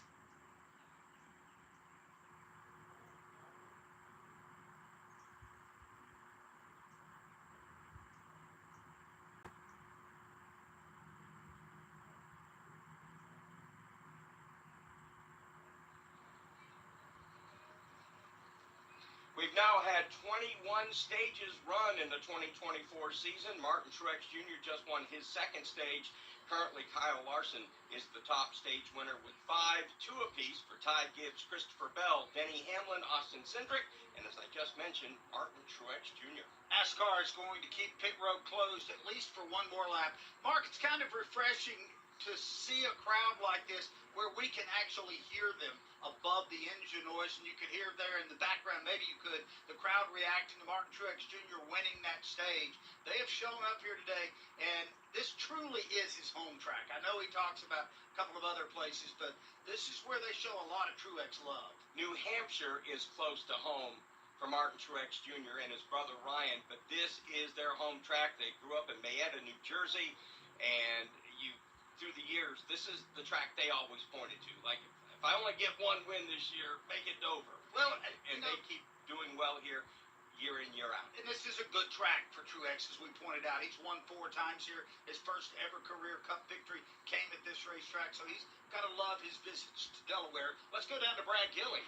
Guys, before the caution came out, before the end of the stage, Austin Dillon came in unscheduled, and he thought he had a tire issue. Once they pulled all 4 tires off of that race car, they realized everything was good, sent him back out. The conversation, though, between he and his crew chief, Justin Alexander, very interesting. They're planning to stay out, wave around right now. They're 2 laps down, and then they hope they can be racing for the free pass when the next caution comes out. But Austin Dillon also said, I don't understand what it was. I went out there on way fresher tires than anybody, and I couldn't do anything with it. I couldn't pass another car. Says he needs to be a little more free. They were not able to make adjustments because that was such a last-minute pit stop. But 2 laps down, he was surprised by that. They're going to try and get him back and go race. Wendy Venturini. Kyle Larson's been a big mover. He started 21st. He's up to the 5th position. He asked to be tightened up a little bit with a chassis adjustment. It's 4 tires and also an air pressure adjustment. He said the exits of this track are starting to feel a little bit like Martinsville. Tyler Reddick, also on pit road, needs an air pressure adjustment with 4 tires to tighten him up. Brad Gilly. William Byron, 2-3, center off. He gets a wedge adjustment on the right side. Denny Hamlin says he wants to be tightened up as well. Another fast pit stop for that crew. 4 tires at Sunoco. Brent McMillan. 4 tires and an air adjustment for Ryan Blaney. He wanted to be tightened up or loosened up just a little bit at the center of the turns. A 9.8-second stop. Martin Truex Jr. wanted a little bit of help with the rear end. They decided to leave it as it is right now. 4-tire change, Sunoco fuel. Martin Truex Jr. by inches beats William Byron off of the pit lane. Ryan Blaney came off 3rd. That picks up a spot for him. Tyler Reddick lost a spot back to 4th, up 1 to 5th. Denny Hamlin down 1 to 6th. Kyle Larson, Kyle Busch held serve in 7th. The rest of the top 10 cars as they came off of pit road, Alex Bowman, Chase Elliott, and A.J. Allmendinger hanging in there in that Colleague Racing Chevrolet. As we arrive here for race number 11 this year, 7 drivers have already locked themselves into the playoffs. We'll see if we'll add another one. Of course, they are Daniel Suarez and William Byron has raced well here today. Denny Hamlin, Tyler Reddick, Chase Elliott, Kyle Larson, and Christopher Bell have all won. And Mark, I feel like this is a year that we're not going to be talking about, oh, we have too many winners and not enough spots. I don't sense that we're going to have that great big number of different winners this year. I don't think we're going to approach anything like 16 different winners to fill up our playoff positions. And very well, we could have 3 to 4 drivers getting in on points at the end of this. Again, William Byron has won 3 races so far. Denny Hamlin, 2 among the 7 winners here in our opening 10 races. As we're watching the field now circulate, NASCAR uses every opportunity they have to try to clean the track just a little bit. And Mark picked up on a nice little detail this morning. There is a gate. There is no tunnel to get into the infield here. You have to either come in under the grandstands on the front stretch and on the back stretch over near the casino. There's a gate that they use for a lot of access. And vehicles travel over that, foot traffic comes in that way. It gets really gritty and nasty. And Mark, you noticed what they were doing earlier today. Well, Doug, the inside of this racetrack is a harness track, and it's got a fine gravel and rock surface, and that kind of gets pulled onto the track, as you talked about, as people walk and vehicles go across. And so they washed it down. They just went out there and just power washed that, then pulled out the jet dryers, blew it dry, and got us ready to go racing. Let's get our O'Reilly Auto Parts pit reporters back to work. Wendy Venturini down at the entrance of pit road. I talked to the Colleague Racing team yesterday. They felt pretty confident about having a top 10 car here at Dover, if not a little bit better for A.J. Allmendinger, the number 16. He's currently running 10th and has been in the top 10 all of this race. On this last stop, he commented that he felt like he ran that right rear tire to death. A.J. always animated on the radio communication, so they did make a rear air pressure adjustment to keep him a little bit more pleased with the race car. Brad Gilly? Bubba Wallace started 16th. He's worked his way up to the 12th spot right now, but feels that he has a lot of potential in his race car. He told Booty Barker, we've got to get moving. He said, look, I need to be tightened up. Get me tight, but not too tight. So somewhere they're going to have to find that sweet spot, but he feels like he can move up through the field. Brett McMillan. But Kyle Busch said the changes they made during the first stop were in the right direction, but he still feels like they still have a lack of grip. He says after the first 30 laps of a run, he said he is absolutely just hanging on. Meanwhile, Austin Cindric said they took a huge swing at an air pressure adjustment, hoping that they could get some more stability. And taking a look at a lot of the tires that came off these cars, especially on the left side, a lot of rubber pickup on these tires, which is a good thing. It means you're laying down a lot of rubber, helping the grip level on this track. That's our O'Reilly Auto Parts pit reporters. O'Reilly Auto Parts, your professional parts people. We're under yellow. Again, this at the end of stage number 1 in the Worth 400. So glad you could join us here on PRN. Let's give you a leaderboard update. Martin Truex Jr. is our leader. And this leaderboard update brought to you by Straight Talk Wireless. Straight Talk Wireless, available at Walmart and straighttalk.com. William Byron in the 2nd spot. Ryan Blaney 3rd, Tyler Reddick 4th, Denny Hamlin scored 5th, 6th, Kyle Larson, Kyle Busch 7th, 8th, Alex Bowman, 9th, Chase Elliott, A.J. Allmendinger 10th. Ricky Stenhouse Jr. 11th, 12th is Bubba Wallace, 13th, Noah Gregson. Chris Buescher is 14th, 15th to Ross Chastain. Logano is 16th, Austin Cindric 17th, 18th to Ty Gibbs. Josh Berry 19th, and 20th is Christopher Bell. Daniel Hemrick 21st, 22nd, Carson Hocevar. Chase Briscoe 23rd, 24th, John Hunter Nemechek. Corey LaJoie 25th. Then 26th, again, Corey Heim, making his Cup debut, subbing for the injured Eric Jones. Daniel Suarez 27th. He is the last car on the lead lap. -1 in 28, Harrison Burton. Michael McDowell 29th, Justin Haley in 30th. Jimmy Johnson 1 lap down in 31st, 32nd is Zane Smith. Brad Keselowski is down a lap, he is in 33rd. Austin Dillon -1 in 34th. 35th goes to Kaz Grala, he's -2. Todd Gilliland is -10 laps down in 36th. And out of the race is Ryan Preece. He'll be credited with 37th on the day. So we're about to go racing here in one lap. And that is going to mean we've got 122 to go. Make that 121 when they take the green flag after zipping through the Geico restart zone. And that will be the beginning of stage number 2 here in the Worth 400. Truex has chosen the outside of row 1. William Byron has gone to the inside. And Pat Patterson, I'll let you pick up the next few rows. Well, that next row includes Tyler Reddick, who's having a great run this afternoon, and Ryan Blaney, who started on the front row. Denny Hamlin is to the outside of row number Dover Motor Speedway, green flag in the air. On the outside, it's Martin Truex Jr. Down on the bottom of the racetrack, he is going to be flanked by William Byron. Byron races side by side with Truex through 1 and 2. And this is the battle for that clean air. Who's going to get it, Truex or William Byron? Truex has got control at the moment as they dive into turn 3. As there's Reddick alongside Ryan Blaney. So Truex swoops from the outside down to the inside to hold the lead. Denny Hamlin now. Heavy pressure on Ryan Blaney as they go to war for the 4th spot. Hamlin now lets his car slip up the racetrack a little bit. Man on the move, Alex Bowman to the back. He wants to pick up a spot. This is all within the top 6 or 7 cars. They work their way once again into turns 3 and 4. Side-by-side battle. Denny Hamlin versus Kyle Larson. Can really feel the intensity picking up now. The battle is for the 5th spot. Kyle Larson wrestling with Denny Hamlin. Larson has the inside line. Hamlin pinned up on the outside. They both slide up the speedway just a bit into turn 1 and now out of 2. Hamlin tries to hold the 5 car down just ever so slightly off of turn 2. Doesn't work. Side-by-side battle once again for that spot. Kyle Larson on the bottom.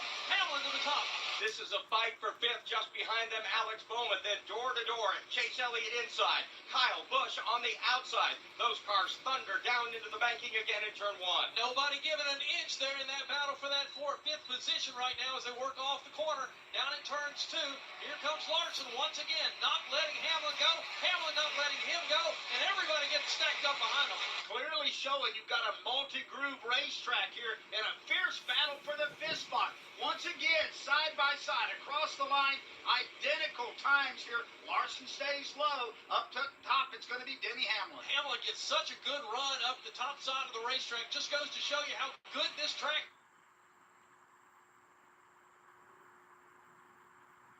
locked together. Larson slight advantage on the inside, but off the top of the banking, Hamlin now owns that spot again, and once again Larson drives to his driver's door in turn number 2. They're not giving an inch. Once again, they stay side by side with each other. A broken record down the backstretch as they go door to door. Door handle in to go out of the corner. Hamlin tries to get an advantage off the top side off 4. Really good fight here. Denny Hamlin's Toyota is stacked up against the Chevrolet of Larson. Hamlin has a slight advantage battling into 1. Larson tries to come back, though, on the inside once again. Yeah, Hamlin gives an advantage off of turn number 2. Then Larson gets back after it and motor each other equally down into turn number 3. Larson to the bottom side of the racetrack. Behind him, Alex Bowman and Kyle Busch. Kyle Larson now shoots up in front of Denny Hamlin. He will now own that 5th spot.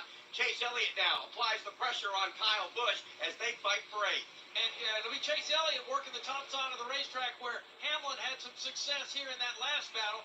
And Chase will fall in behind as he works into the corner. Chase will go to work on Kyle Busch off of turn number 4. Followed that battle for a while. Let's give you a snapshot of the top 10 here. Martin Truex Jr., William Byron 2nd, 3rd, Tyler Reddick 4th is Blaney. Larson rides 5th, Denny Hamlin 6th, 7th to Bowman. Kyle Busch is 8th, Chase Elliott 9th, and A.J. Allmendinger is 10th. And for the moment, Mark, the top 10 all strung out on the racetrack. Just watching Ross Chastain, Josh Berry kind of duking it out back there a little deeper in the pack. Berry has the 16th spot. Last time down the front stretch, Ross Chastain gave him just a little bit of a nudge from the backside to say, hey, I'd like to come through. Couldn't get it done.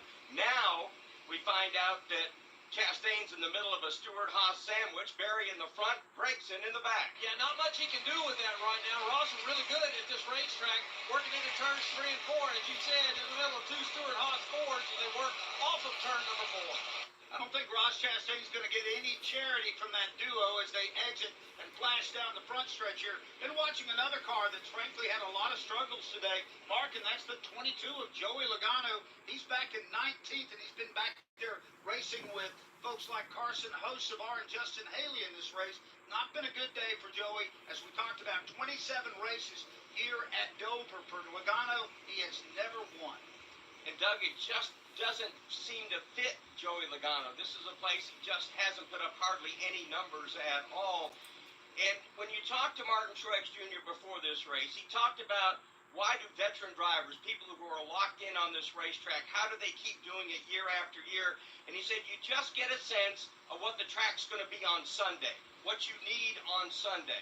Not worried about Saturday, just the feel you think you need for Sunday. And he said, I feel like I have a natural tendency to figure out this racetrack as the race wears on a Sunday afternoon. That's something Joey Logano is still trying to figure out. Truex in charge of it right now, 0.8 of a second advantage over William Byron. Then it's back to Tyler Reddick, Larson, Denny Hamlin. I'm also keeping an eye here on Alex Bowman. He's trying to break a long losing streak. He's a fixture in the top 10.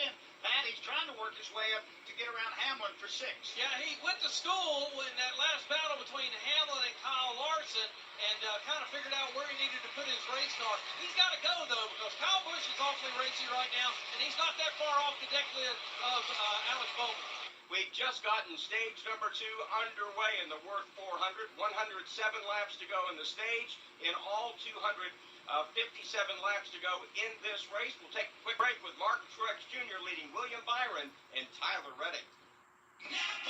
Silence is golden, especially when it comes to brakes. That's why Napa Silent Guard are built to be one of the smoothest and most quiet brakes on the market. Made with fiber-reinforced shims that eliminate noise for the life of the path. Rubber-coated hardware for a better fit, and quality design that meets and exceeds OE performance. Silent Guard brakes deliver the stopping power drivers demand. Available now at Napa locations nationwide.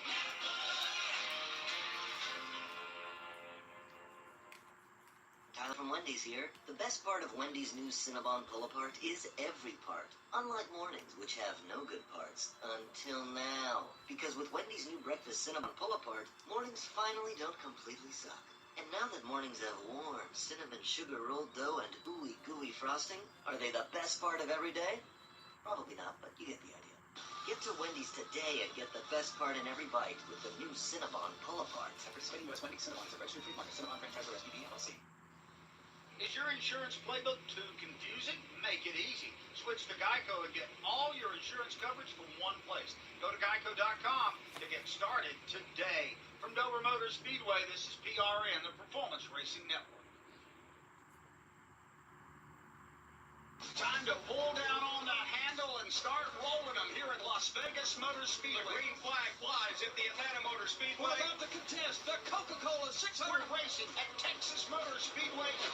Now Keselowski goes way up the racetrack. Here goes Harrison Burton. He rockets to the lead. Trouble. Car goes around. It's Chris Buescher. Joey Logano battles to the outside. They come back to the start-finish line. Bubba Wallace looks inside. And now here's Byron. Takes a quick left to block him. They head back to 1. Here goes Ross Chastain. He's going to the bottom of the racetrack. Bubba goes up. Delaney hits the outside wall off of turn 2. Can Christopher Bell do anything with him? He gets down to the bottom of the racetrack. Briscoe dives to the bottom of the racetrack. Side by side. They get loose. They spin.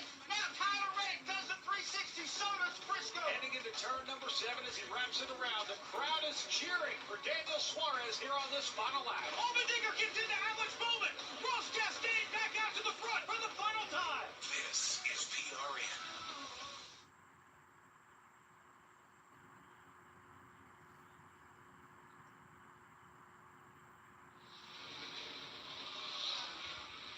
Welcome back to Dover Motor Speedway. 150 laps in the book. Martin Truex Jr. looking for his second straight win here at Dover. His leading William Byron. Joey Logano is somebody we were talking about just a minute ago. Really struggling, just barely hanging in the top 20 this race. He's been struggling for the entire race. At the beginning of this day, he said that he was just all over the place. And he dropped from the top 10 starting spot back into the lower teens. And he's been running there all day long. During the second run of the race, he got stabilized just a little bit, but towards the end of that run, he said the car started to build on free on the exit of the turn. Now he's just kind of hanging on, trying to find some stability, trying to find something that's going to allow him to move back up in this field. Wendy Victorini. Chase Elliott got into the wall a few laps ago, but he told the team that he hit the wall pretty flush and he held on to the wheel. Why that's important is because nothing was knocked out of balance for Chase Elliott. We don't see any cosmetic damage when he goes by us on that right side, but he does know that he did hit the wall. But so far, so good. Chase Elliott in the 9th position. Tyler Reddick's on a roll right now as he has caught William Byron a couple of times. Pat, it looked like he was going to get around him, but Byron's held him off for that second spot. Yeah, he's done a good job of kind of taking that line that Reddick was trying to get on either end of the racetrack away. One comment on what Wendy just said, I am able to see the right side of Chase Elliott's car, and he did hit it pretty good. Looks like it's clean, though, as far as the tire, any kind of tire rub on it, but Elliott definitely got a piece of the wall. Meanwhile, leaders cross the stripe. 96 laps to go here in stage 2. That battle for the second spot continuing to tighten up. Yeah, Tyler Reddick now exiting turn number 2 down the backstretch and drifting back about 4 or 5 car lengths off of William Byron. He had a front row seat for that earlier battle between Truex and William Byron. So right now works middle of the racetrack. Excuse me, back to start finish. Tyler Reddick's orange McDonald's car kind of pops off the racetrack. It's easy to see out there, and not too far behind Reddick is Ryan Blaney. He's back there lurking in the 4th spot. Yeah, Ryan Blaney's doing what he needs to do right now. Keep these leaders in sight. Keep up with the racetrack. Doesn't have a big challenge coming his way. The battle behind them now, that's a different story. Kyle Larson is being needled by, once again, Denny Hamlin, and that's been a good fight all day. Now, Martin Truex Jr. has now led this race for 42 laps. That puts him over 400 laps led in 2024. One more than Denny Hamlin, moving him up to number 2.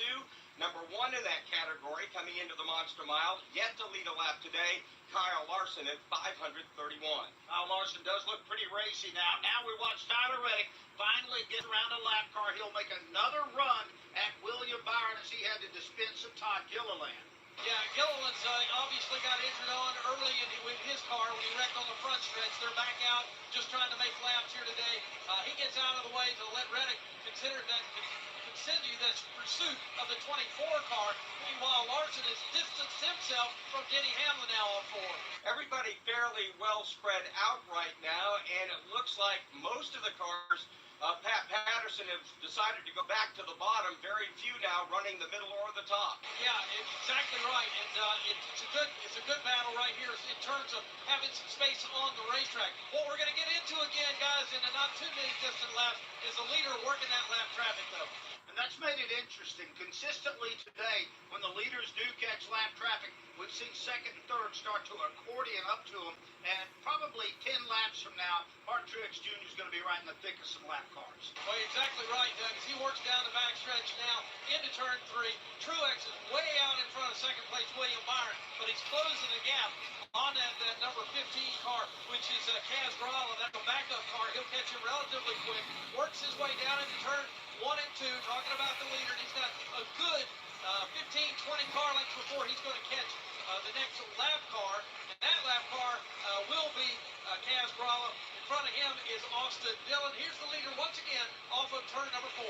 Doug, you get the sense right now that Martin Truex Jr. is in a rhythm, found a groove. He's just so in tune with this racetrack. He started 15th, took his sweet time, right? Nothing out of the ordinary, no frantic things, and had worked his way up to the front by the end of stage number 1. And again, it looks like, again, long way to go, but he's got a groove going on right now, and he obviously likes the feel of his race car. Mark, I feel like when we've watched Martin Truex Jr. win races and dominate them, he's doing exactly what you talk about. It's not dramatic movements, and he's not out there putting on a clinic and being an exhibitionist, so to speak. He just lays down really good laps within 100th of a second of each other, time after time after time. That's what he's doing right now. And the other scary part, you know he's not pushing 100%. You know he is keeping something in reserve for later on. Time now for a leaderboard update brought to you by Hunt Brothers Pizza, where we love racing and we love pizza. Find your next pizza at huntbrotherspizza.com or download the Hunt Brothers Pizza app. Martin Truex the leader by 1.2 seconds over William Byron, 2.5 over Tyler Reddick, 3.2 over Ryan Blaney, and 3.2 over fifth place Kyle Larson. Denny Hamlin is sixth. Seventh is Alex Bowman. Kyle Busch eighth. Ninth, Chase Elliott. A.J. Allmendinger hanging tough in 10th. Ricky Stenhouse Jr. is 11th. 12th to Bubba Wallace. Chris Buescher is 13th. Ty Gibbs 14th. Austin Cindric rides 15th. Josh Berry is 16th. 17th to Ross Chastain. Noah Gregson 18th. Christopher Bell 19th. And 20th is Logano. Carson Hocevar 21st, Daniel Hemrick 22nd, Chase Briscoe's 23rd with John Hunter Nemechek 24th, Corey LaJoie 25th. 26th is Corey Heim, last car on the lead lap in 27th, Daniel Suarez, -1 in 28th, Michael McDowell also -1, Justin Haley 29th, and Brad Keselowski in 30th. Zane Smith is 31st, he's down a lap. Harrison Burton 32nd, also minus a lap in 33rd is Jimmy Johnson making one of his unfrequent starts here today. Austin Dillon is 34th, he's down a lap. -3 laps is Kaz Gralla, -11. Todd Gilliland out of the race is Ryan Preece. At this point, we have 84 laps to go in stage number 2, leaving us now make it 83 as Martin Truex Jr. goes across the line. Still leaves us 233 laps, though, to the end of the Worth 400. And one of the things that you find out here when you watch these races, it's kind of like Bristol Motor Speedway. The laps tick off very fast. Martin, the whole feel of this track here, when I'm here in person, has a Bristol-type feel. It's a little bit longer. It's not quite the bowl that Bristol is, but the way they race each other here is very reminiscent to me of Bristol. Doug, they run Bristol 14, 15 seconds, blistering for a half mile. How about this for a mile? Right now, after running, 41 laps, we're still running 24.3 seconds around a 1 mile racetrack. That is just flat getting it. Right now, we're watching our race leader. He is in cruise mode, as Mark Garrow said a moment ago. He's pulled out to almost a full 2-second lead over William Byron. And we're talking about Martin Truex Jr. trying to become the 8th different winner this year here in race number 11 as the season is flashing right before our eyes. Mark, you kind of hit me over the head with that today, that we're a third of the way in now. Absolutely. It goes by in a flash. By the way, Truex now has led 56 laps and counting, and that has made him the top lap leader here today. Ryan Blaney, if you just joined us, has led 45. William Byron, 36. Kyle Busch from the pole position has led 33rd. But, you know, when you get out front, it seems like you're going to hold on to this thing for a while because in the words of that philosopher, Doug Rice, clean air is king. It always is. It is royalty. By the way, if you're looking for some racing excitement, next month, venture over to North Wilkesboro Speedway. Did you hear they reopened the place last year? It's for the NASCAR All-Star Race Week. They will have 5 days of racing there. The Cars Tour opens up on Tuesday and Wednesday. On Thursday, they're going to be a hauler parade there through North Wilkesboro and Wilkesboro. Yes, they are 2 different towns. Craftsman Truck Series in town Saturday. Craftsman Truck Series race, qualifying, and then, of course, on Sunday, the Open and the NASCAR All-Star Series race. And if you want to go, who doesn't want to head up to North Wilkesboro? Check out NorthWilkesboroSpeedway.com. And with that new pavement, I think it's going to be really racing. I think it's going to be a fantastic race. And again, the Cars Tour, always exciting. The trucks, they'll put on a show. And Doug, the All-Star race itself has a couple of new twists or tweaks in it. They're going to try a 2-tire compound kind of race. Goodyear will bring a rain tire compound, a little stickier, a little grippier. It'll still be a slick, but that will give the drivers a chance to run on that. Also, some different pit strategy situations they're going to have to deal with. I think the race is going to be wide open. I like it because you can get a little gimmicky with the All-Star race. And why not when you can do that? But check that out at NorthWilkesboroSpeedway.com. Top 5 here at Dover with 76 laps to go in Stage 2. Martin Truex Jr., William Byron, Tyler Reddick, Kyle Larson, and Ryan Blaney. We work hard to keep our cars looking great on the outside, but engine components need our attention too. That's where you can trust Z-Max Micro Lubricant to disperse carbon buildup in your engine fuel system. Dude, I'm not even gonna lie, I might just end the stream just because of how, like, boring this race is. I mean, nothing has happened at all. Like, nothing, like, entertaining, nothing, like, I can already tell you right now that your top 3, 4, 5, like, basically your entire top 5 right now are basically your winners at Dover. Like you have Truex, which was known for last year being dominant at this track. You got Byron, which has like the most wins out of any driver this season, I'm pretty sure. You got Reddick, who just won at Dega last weekend. You got Larson, who's already got a couple of wins, I'm pretty sure, on his belt. And then you got Ryan Blaney, which is last year's champion. So I don't. And this race sucks. This race is pointless for me to even watch. I know there's better things I could be doing right now than this, which, yeah, I don't. I just find this boring. This sucks. To go in stage number 2 of the Worth 400 at Dover Motor Speedway, this is PRN, the Performance Racing Network. Even Kyle Busch says it Hi, sucks. it's PRN's Brad Gilly. Did you know you can take PRN with you anywhere? That's right. By downloading the PRN mobile app, you can listen to our live race broadcast from anywhere. Make sure you don't miss a second of the action from the track. Download today for station listings and on-demand access to your favorite studio shows like Fast Talk, Pit Reporters, or Garage Pass. Get all the latest racing information at your fingertips with the PRN mobile app. Available in the Apple App Store and on Google Play. Hey, I'm Corley Joy for Speedway Children's Charities. The mission for Speedway Children's Charities has remained true since its founding almost 40 years ago, to care for children in educational, financial, social, and medical needs in order to help them lead happy and productive lives. So many children have benefited from our group in the past, but we need your help now more than ever. There's so much we can do when we all join together, so let's start today. Visit speedwaycharities.org to learn more. I thank you in advance for your help.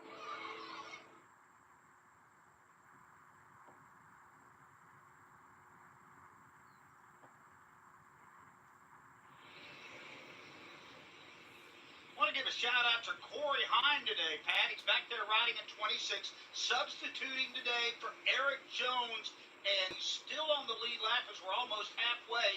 And right now he is battling to get around Corey LaJoie, and that is a. I don't hate every race. It's just the ones that. I mean, with places like these, you know, you don't really see much that happens, so it's like it just doesn't really feel right. I don't know. I mean,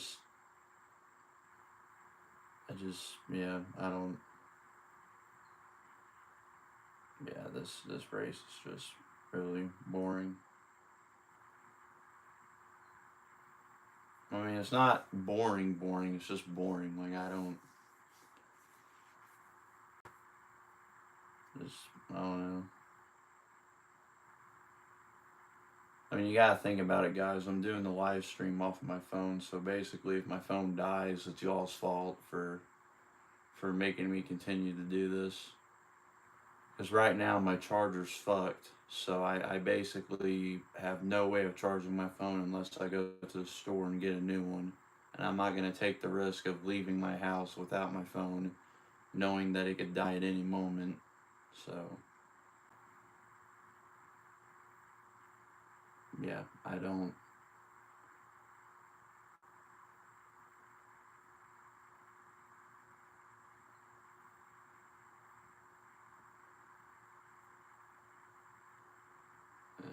This sucks.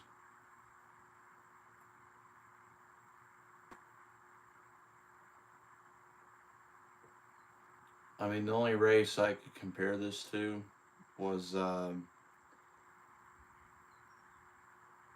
like a couple years ago. I was streaming a truck race at Martinsville, and it got like delayed because of a bunch of rain. And they just kept putting along with it forever and ever and ever and ever, and then it turned into a really shitty, boring race.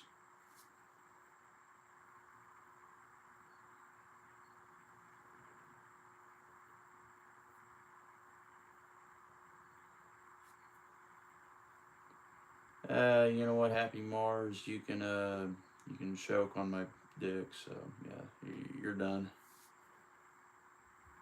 Sound like a fucking old man anyway. Oh, he can't leave without his phone? Hey, Holden, This is my stream. I can bitch when I want. So, fuck off. I'll shit on your fucking head, dude. Shut up. Stop bitching already. Well, shut the fuck up. Bitch ass motherfucker. Say that shit on there, you won't say it to me. You say it to me, you'll get your fucking head rocked. Make you bleed like a bitch. Get personal, we get personal. I don't give a shit. Mark, and that's going to mire them way back in the pack, even though we've got a few more cars that have stayed out of the ones that came onto pit road. Byron right now being... Here's how I roll. Violence solves a lot of things. Violence is a solution. Talking shit on here ain't. Actions speak louder than words. Just saying. Beyond in our Progressive Insurance keys to victory, you've got to be clean on pit road. You can't speed. You can't have problems there because when you pit on... That's how I roll. I ain't no fake bitch. A hurry, we just found out William Byron losing a lot of track position. Yeah, apparently they had problem with the jack and the car dropped down and they stalled out on pit road. So disastrous pit stop there for William Byron. And we're getting toward the end or a little bit past halfway here of stage number 2. We have 6... Little crybaby. How am I the one being the crybaby? You're wasting your time typing dumb shit in chat, dude. Go live a life, dude. Like, the fuck wrong with you? Today we had the one for Todd Gilliland spinning along the front stretch. Then Brad Keselowski nearly at the end of stage 1 got turned around. That also served as the stage 1 break. We had a 71-lap green flag run in stage 1, and now we're working on 64 and counting. And again, pit stops are going to be so key here today because that's probably not going to be our last green flag setup on pit road for these teams. And we have now 58 laps to go, 57 laps to go in stage number 2 of the Worth 400. Corey LaJoie has remained on the racetrack as the leader. He's led 7 laps at this point, but at some point he is going to have to hit pit road to get fuel and tires in that Spire Motorsports Chevrolet. And it looks like when he comes on to pit road and gives up that lead, that inheriting the lead is going to be Kyle Larson. No surprise. They bang out pit stops very quickly as Larson flashes in front of us right now, and not too far behind him is going to be Martin Truex Jr. That long... See, it's like whenever I, like, spread my opinion, people are just like, nah, he's bitching. Nah, just shut up, dude. Like, you little bitch. Well, shut the... Bruh. Like, it seems like I'm not allowed to say what I want in my own stream. I mean, does that make sense to you guys? I mean, if you're doing a live stream, are you just going to let some random-ass old man come in there and be like, hey, you can't say... Shut the fuck up, dude. I say whatever I want. We all have rights, don't we? I mean, the fuck? He's getting a little TV time. He's being talked about. Go ahead and give your sponsor a little bit of a ride here because all of this will come back to reality as soon as he makes his green flag pit stop. Let's give you a leaderboard update now, brought to you by Liberty University, where you can win one of the several scholarships in the LU24 $74,000 scholarship giveaway. Go to liberty.edu/24 for details. That's liberty.edu/24. Corey LaJoie, the leader. Second place, Kyle Larson, 15 seconds back in closing. Martin Truex Jr. third. Fourth, Tyler Reddick. Fifth is Alex Bowman. Denny Hamlin at number 6. Kyle Busch 7th. 8th, Chase Elliott. 9th, Ryan Blaney. And 10th is Ricky Stenhouse Jr. Unless we catch a quick caution, all these positions will shift by 1 from LaJoie makes his pit stop finally. But for right now, he's got a 15-second advantage. And 3rd and 11th right now is going to be Bubba Wallace. Chris Buescher is 12th. Ty Gibbs 13th. A.J. Allmendinger 14th. 15th to Christopher Bell. Josh Berry is 16th. It's going to be McDowell in 17th. Ross Chastain rides 18th. William Byron is 19th and 20th to Joey Logano. Noah Gragson is 21st. 22nd, Zane Smith. Austin Cindric 23rd. 24th is Chase Briscoe with Daniel Hemrick 25th. Corey Heim 26th. John Hunter Nemechek now 27th. Austin Dillon 28th. Daniel Suarez 29th. 30th, Justin Haley. 31st is Brad Keselowski. He's now minus 2 laps. Carson Hocevar is 32nd. Also minus 2. Minus 2 is Harrison Burton.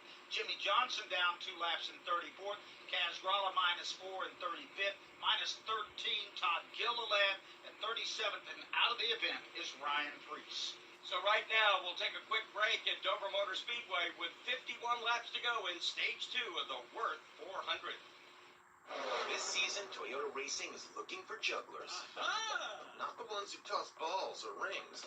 Fans that can juggle the rigors of a 10-month-long season across many different racing circuits. Well, what if I added knives? What if you added GR Cup, Formula Drift, and off-road racing? If you can juggle it all, then we want you. Be part of the action at Toyota.com/racing.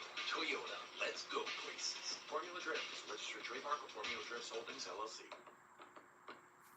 eBay Motors is here for the ride.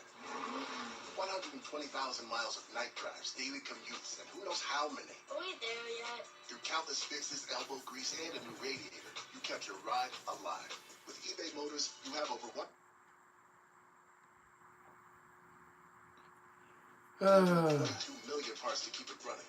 And with eBay Guaranteed Fit, they'll be the perfect fit every time. Plus, at these prices, well, we're burning rubber, not cash. Keep your ride or die alive at ebaymotors.com. Eligible items only. Exclusions apply. Throughout the week, a lot of great programming on PRN. Fast Talk with Doug Rice, the O'Reilly Auto Parts Pit Reporters with Brett McMillan, PRN's Racing Country at the Track with Lenny Baticki, and yours truly with Garage Pass. It's brought to you by Progressive Insurance. Protect your family, your phone, and your furry friends with the Life electronic device and pet health insurance. Go to progressive.com to get all that for you. Want to remind you that all that great programming heard on stations coast to coast. You can also pick it up on the PRN app. 47 laps to go. Stage 2 at Dover. This is PRN, the Performance Racing Network. A NASCAR moment with Doug Rice and Kyle Petty. To establish the Hall of Fame, first two people that get in, besides your dad, is Bill France Sr. and Bill Jr. Now, I'm thinking that your time behind the wheel overlapped with Bill Jr. Didn't Yes, it? for sure. For sure. I was called to the truck many times while Bill Jr. was in there.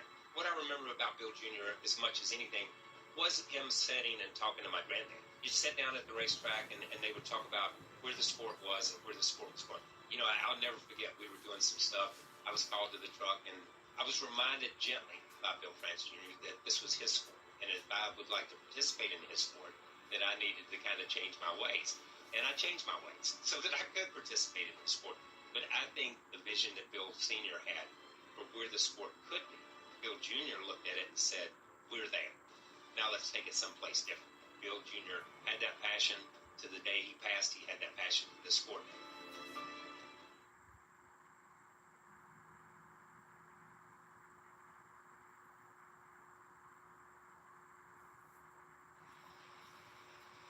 Corey LaJoie's the leader. He last pitted on lap 124. Everybody else pitted between laps 183 and 185. We're now at 207. So LaJoie remains on the racetrack, remains the leader, but that 15-second lead on the old tires has now dwindled down to 7.2 over Kyle Larson and Martin Truex Jr. And maybe LaJoie has enough fuel for 10, 15, maybe 20 more laps, but I believe in that amount of time, Larson will get there and retake the lead the old-fashioned way. Hopping into the booth with us, possibly the happiest person here in Dover, Delaware today is Mike Tatoyan, President General Manager here at Dover Motor Speedway. After 2 years of washouts and racing on Monday, you get this beautiful Sunday and a huge crowd. Well, you are right. I may be the happiest guy in the crowd, but the good news is we have a lot of other people with us here today that are also happy that we finally get to see some sunshine in Dover, and they're seeing a great race. And Mark and I also spent a little bit of time just looking at the fan zone today. It looked incredible with the amount of people here. Yeah, I told my wife it would be a great day for me just to be a fan and enjoy the fan zone today because we had a lot of activity, a lot of fun, and that's really what we try to do is just create the excitement as much as we're seeing on the track today, try to create that same excitement in our fan zone. It's amazing to me as a former PR director at Dover back in 1982 how much this racetrack has changed and how cool it is to have the vibe back that full grandstands and full fan zones and all that when it comes to the Monster Mile. That's what everybody was telling me today. Just the energy that everybody was bringing, and you felt that. And you know, I'm mostly proud for all of our staff, our weekend warriors, for our company that everybody works so hard.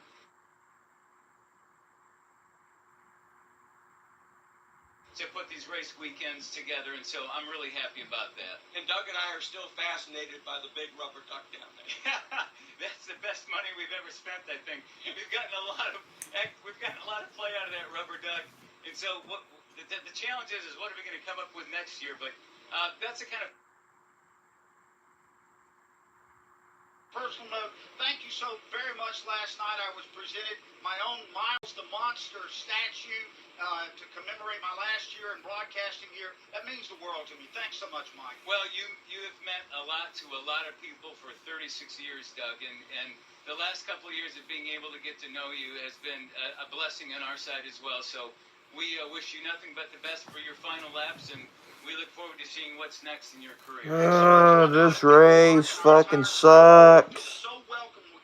Nothing has happened. There's been like 2 fucking crashes. There's been like 1, 2 crashes, bro. Now we get to enjoy the rest of the race. So thank you so This much fucking for allowing sucks. me to come in and chat for a little bit. Oh my gosh. President General Manager of a full Dover Motor Speedway here. Holy crap. Weather day.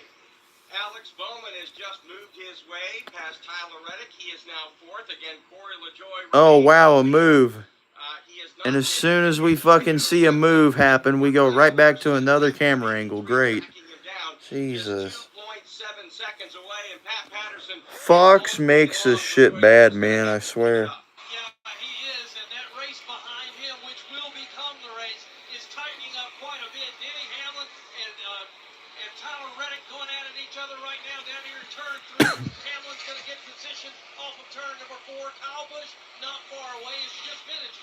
Alex Bowman trying to close in on Martin Truex Jr. He's about 10 car lengths behind what will be the eventual leader, Kyle Larson. That group now races underneath the pedestrian bridge, down the backstretch. They can easily see LaJoy now, and we'll see how quickly Corey LaJoy will give up the lead. We really will have, after LaJoy gives up the top spot, 6 cars right there. Lynette Richards, if that's how I say your name. Yes, I understand NASCAR isn't always about crashes. I understand that they also have strategies according to winning these races. Pit strategies, loosening up their cars, changing tire compounds, loosening the axle. Like, dude, I know this stuff.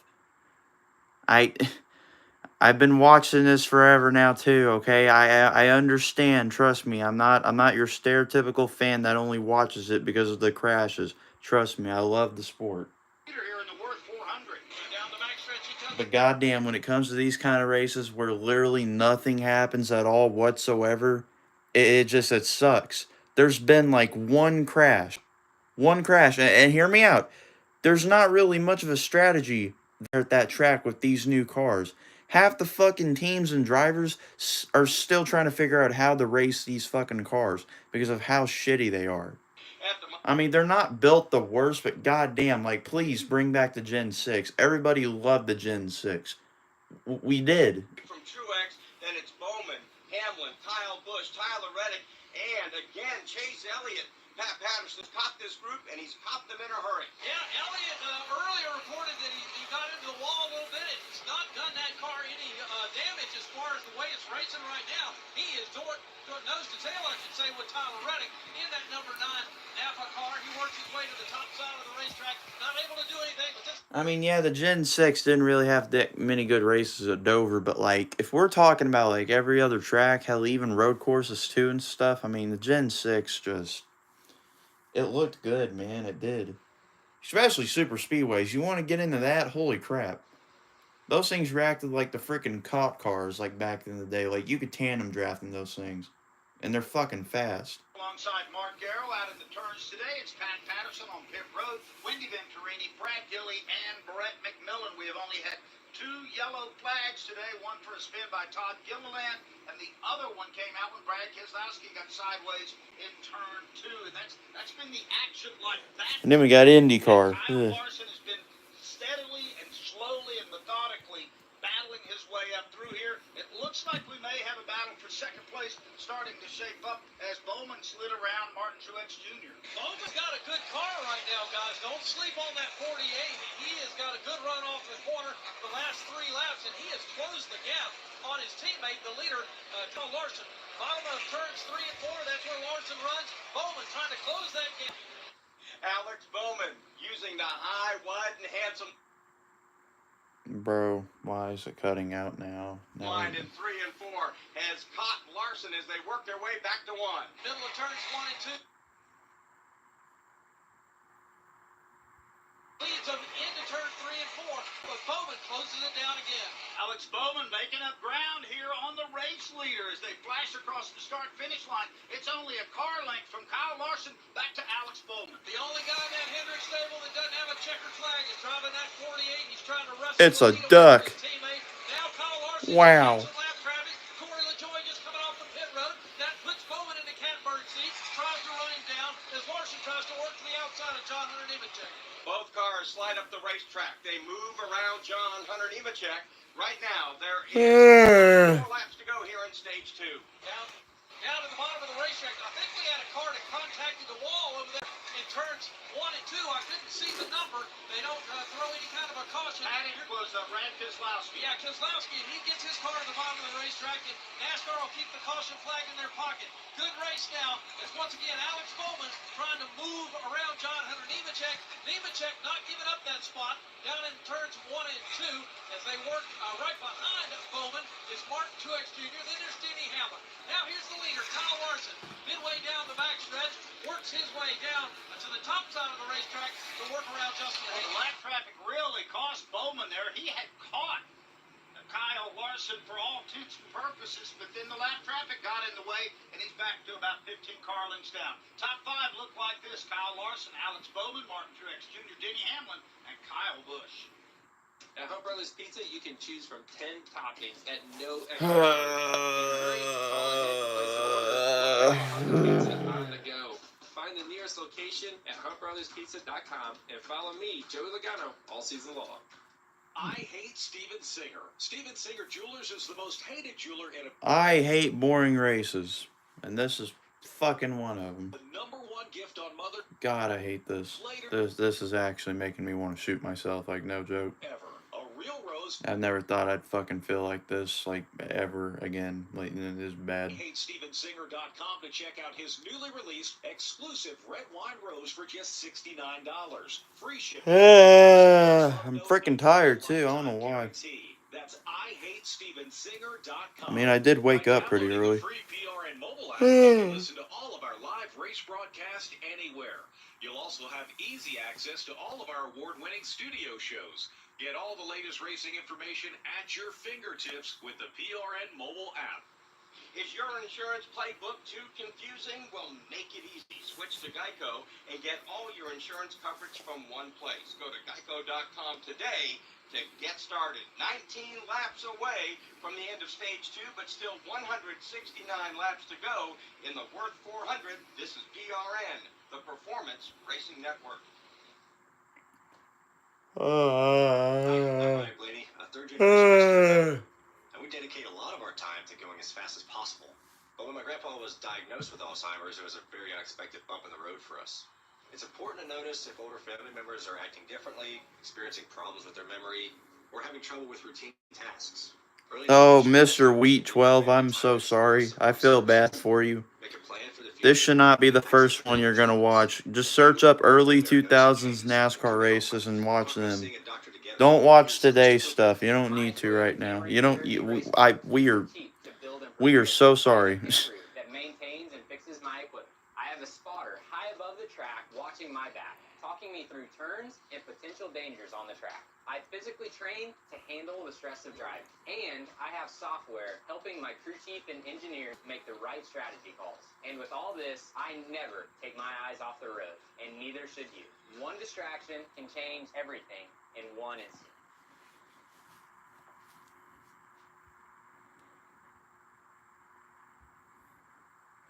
For anybody that's watching this, if this is like their first ever race, I am so sorry. Like, please just like Like, if this is like your first ever race, actually, like I feel so bad for you guys. Like, I'm sorry if this has to be like y'all's first ever race to watch. If you want to quit now, you can. If you want to watch good races, just watch races from like the 90s and like early 2000s. Those were like the best races ever. Hell, even some of them throughout like the 2010s, they were also pretty decent too. I mean, if just any races before like 20 like 18, 29, like any races before like 2018, 19 and so on, those were good races. So just watch races from like 2017 all the way back to 90s. Just do that. Yeah, I'm trying to save you guys.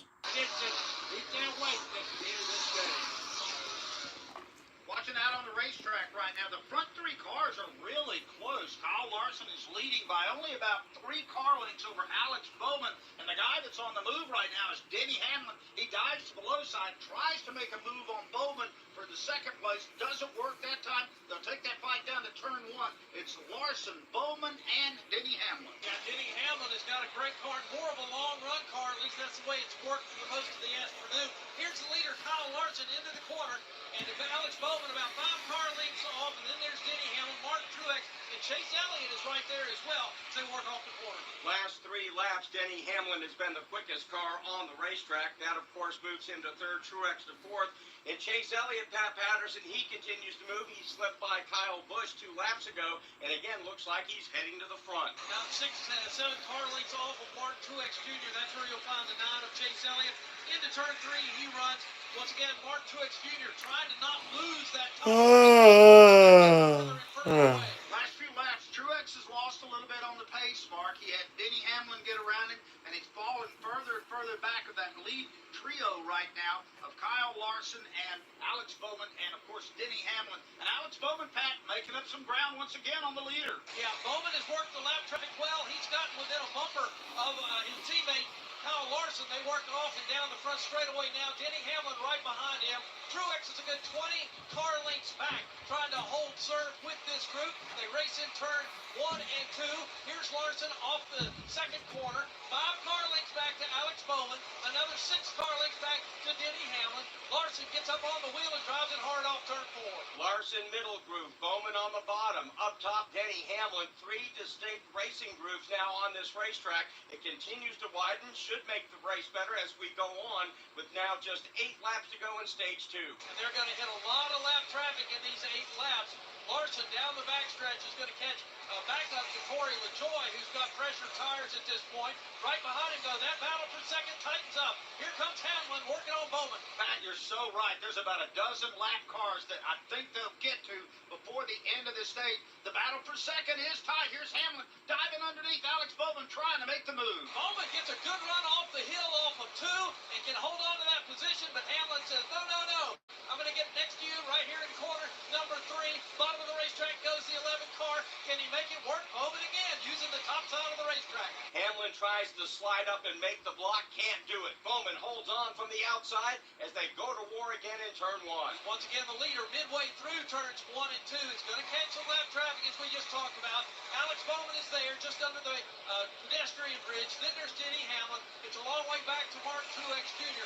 But the first up on the hit list when they get to all of this lap traffic is Corey Heim and another group of cars. 5 laps to go here in stage 2. Larson extends his lead this lap by about 8 car lengths over Bowman. The best battle is still that battle for second. Bowman has it. Denny Hamlin trying to take it away. Now, if that stays tight as they work off the corner down the backstretch, once again, it's Daniel Hemrick that's up in front of Kyle Larson. Corey Heim is there, and they are just now getting within about 7 or 8 car lengths of the leader. Battle for second stays the same. Heim and Hendrick are 22nd, 23rd, the last cars on the lead lap, trying to hold on to that lead lap with now 4 laps to go in stage 2. Really cool to see cars racing and all over this Dover Monster Mile here today. Here's Larson. He's got to start picking his way through the slower traffic. He'll go to the bottom of the racetrack all 4. Now, Hemrick and Heim don't want to give up this spot here to Kyle Larson. That keeps them on the lead lap. Larson now will go to the high side. He'll go around the already 2-lap down car of Jimmy Johnson. Not only is this helping Alex Bowman catch up, but it's also helping Martin Truex, who now gets to the bumper of his teammate, Denny Hamlin. So they've got a moving chicane in front of them. They're going to have to try to work their way through. Hemrick is right now the guy that's holding up the train. Larson trying to get by Hemrick and the Corey Hine machine. He gets inside of Hemrick with 2 to go in stage 2. And he's got to go if he wants to hold on to this stage as the slower traffic gets way off of turn number 2. Now Larson's got a little bit of smooth sailing as he's got 2 lap cars in between he and Alex Bowman. Then there's Denny Hamlin and Martin Truex Jr. 1 lap to go here in this stage, and there's another fierce battle to be the first car 1 lap down going on right now with Daniel Hemrick and Corey Hine as they are side by side. Larson leads them all back into 2. All impressed with Corey Hine and what he has done here today. Nice job in relief of Eric Jones. Here comes the leader. Once again, Kyle Larson underneath the bridge here in 3. Bottom of the racetrack, he goes. Behind them is Alex Bowman, Denny Hamlin, and Martin Truex Jr. Kyle Larson is going to win stage number 2 here at Dover. He flashes across the stripe. We'll get another stage victory here in 2024. Alex Bowman will finish 2nd. Denny Hamlin 3rd. 4th, Martin Truex Jr. Chase Elliott 5th. Number 6 in stage 2. 7th was Kyle Busch. Tyler Reddick 7th. 8th, Ryan Blaney. 9th, Ricky Stenhouse Jr. And Bubba Wallace got 10th. It was a great battle there for the transfer spot or the lucky dog position, and Daniel Hemrick just edged out Corey Hine as they were going side by side there in the closing laps of stage 2. I'm what you might call very good at hide and seek. And since we got Xfinity, we have Wi-Fi all over the house, even in my super secret hiding spots. So I can kill time in here by streaming my favorite. Ha! Found you.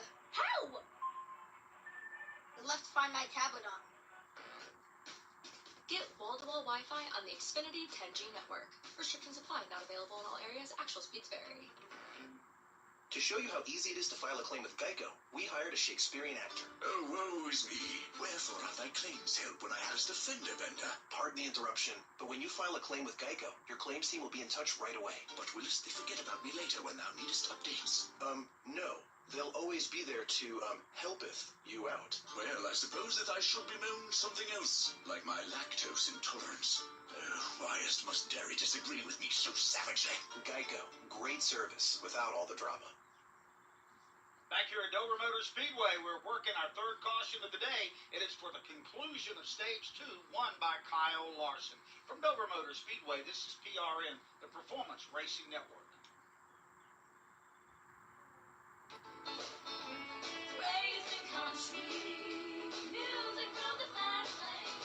Hey, it's Kathy Martindale and Paul Shad on Racing Country. Hi, I'm Christopher Bell, and this is the fastest...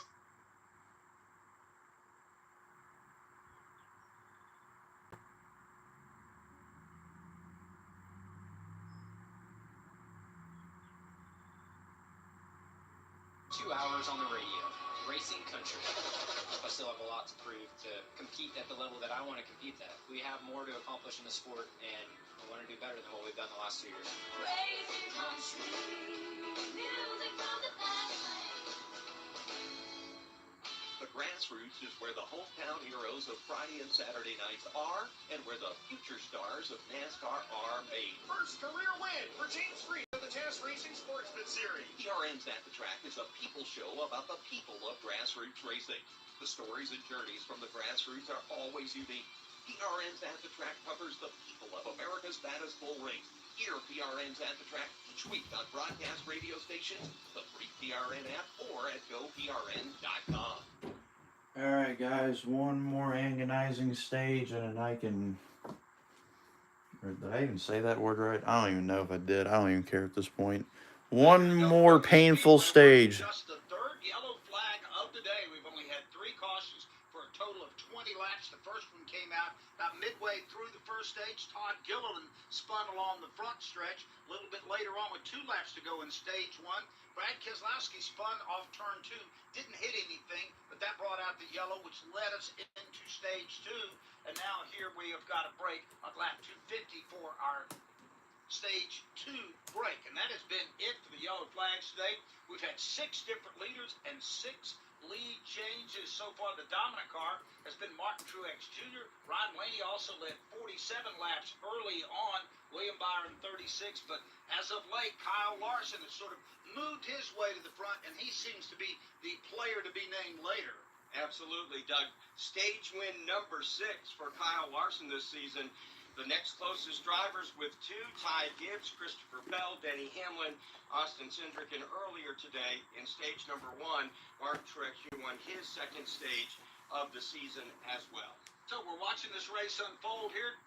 It looks like the green light is on at the entrance to pit road, and that I think we should all come to an agreement as a group that we should not stream Dover races.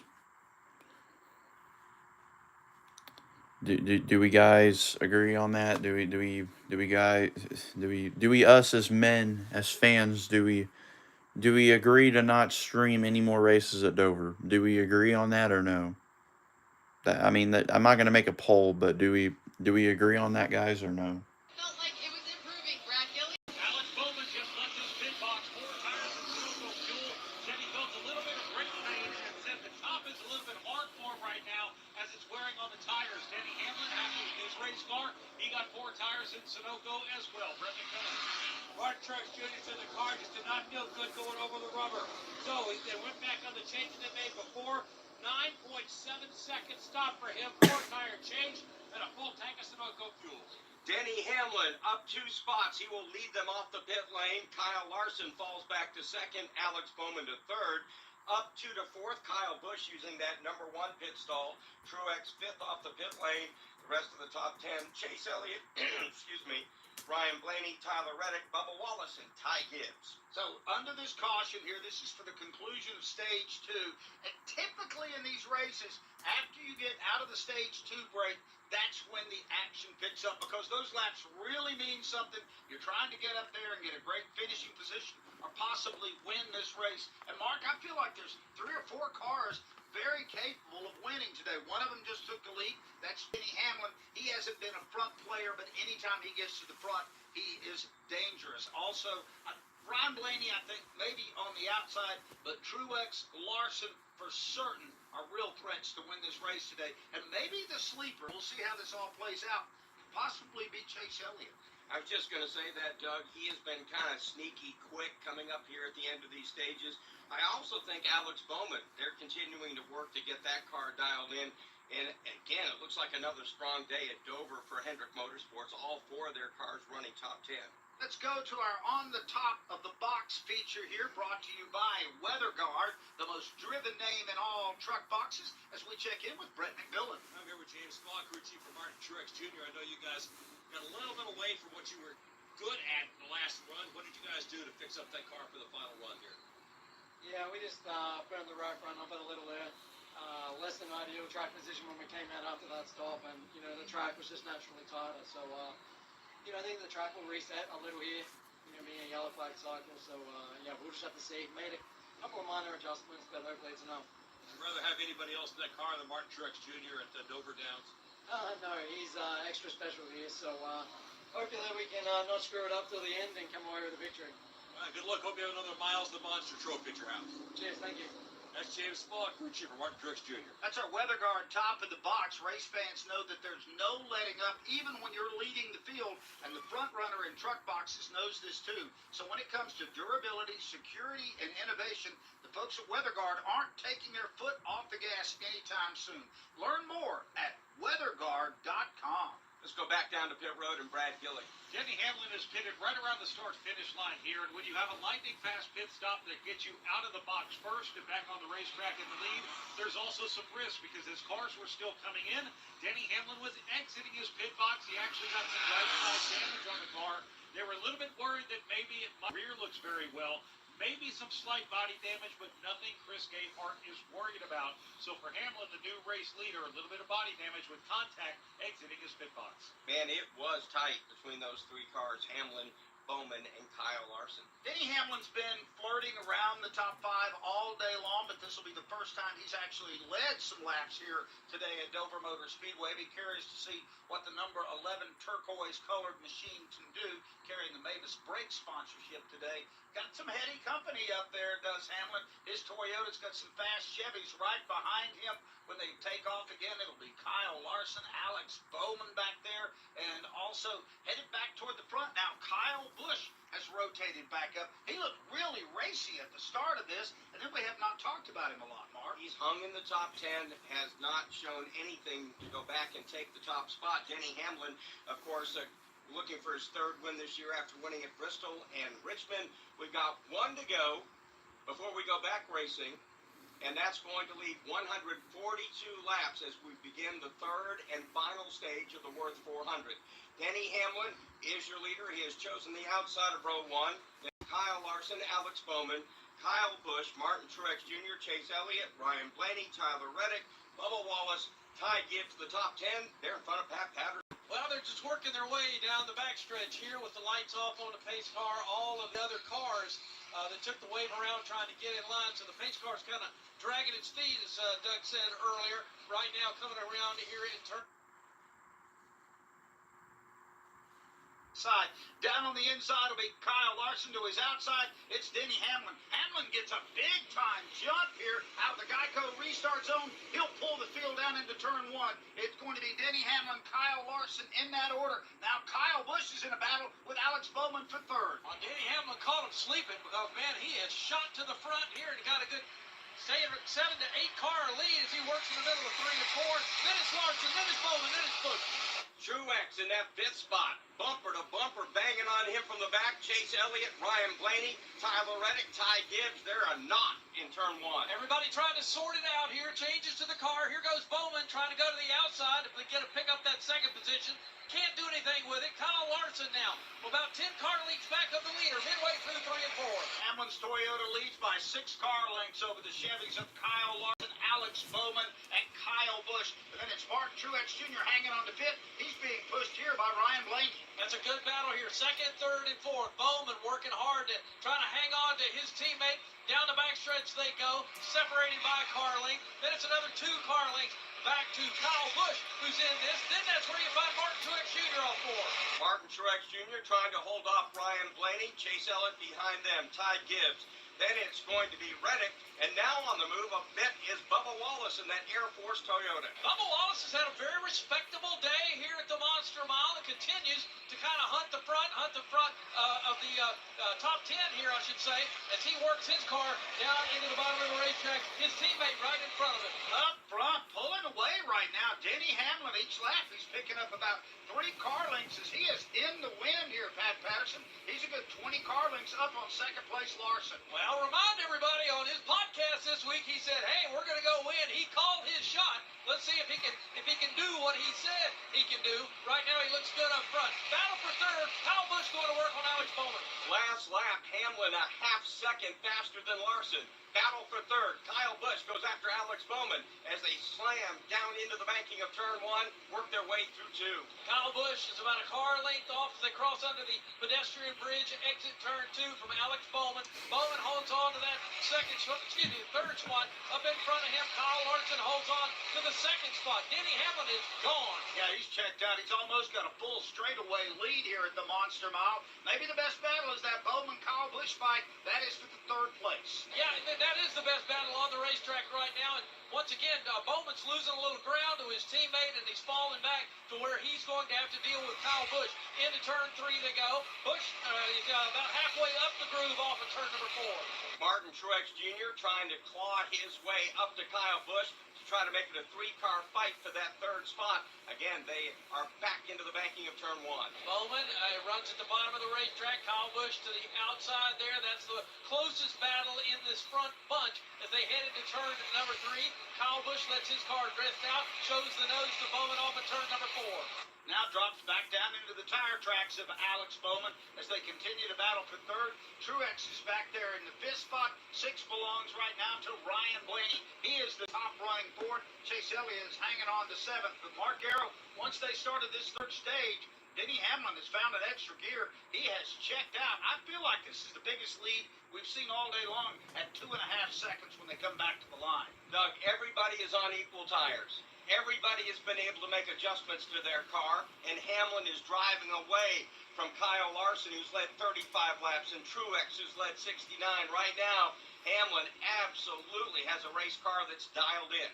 Denny Hamlin, go ahead, Pat. Oh, I was just going to say, I was just watching Mark Truex trying to work underneath. Brad Keselowski's kind of in the middle of this group of lead lap cars with his injured number 6 car. Kind of slowed up Mark Truex. He had a little bit of a pursuit going against Kyle Busch. We'll pick up the leader again off of turn number 2 underneath the pedestrian bridge.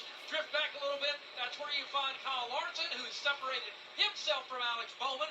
Kyle Busch right behind in that 4th spot, trying to close in on Alex Bowman. This is the 34th race for Denny Hamlin at Dover Motor Speedway. He does have a Miles the Monster trophy. And Mark, I've been kind of interested to find out that that's another trophy that these guys want to win, and they just simply call it, I want to get a Miles, and it's become iconic in the sport. What do they call it in drag racing when they get a Wally? A Wally. Yeah. So it's kind of like that. They don't have to say anything. It goes, I got a Wally, or I want a Wally.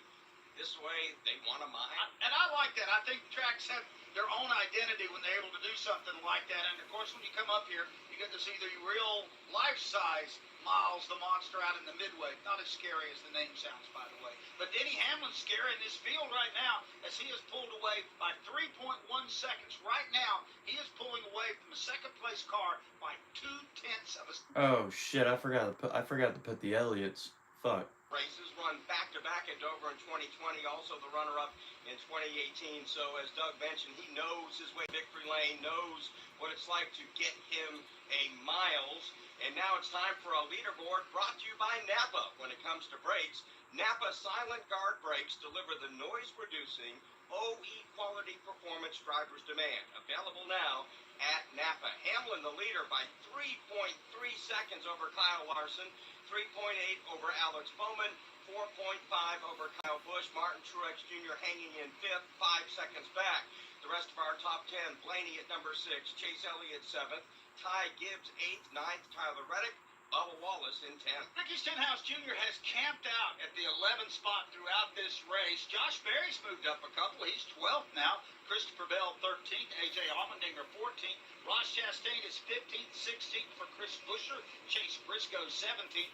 William Byron back in 18th. They had a horrible pit stop earlier in the race, and it's mired them in the back of the pack here. Noah Gragson is 19th. Joey Logano 20th. 21st is Austin Cindric, Daniel Hemrick 22nd, and 23rd, last car on the lead lap, Corey LaJoie. -1 in 24th, Corey Heim. John Hunter Nemechek 25th. 26th, Daniel Suarez, Michael McDowell 27th. 28th, Carson Hocevar. He's the first car 2 laps down.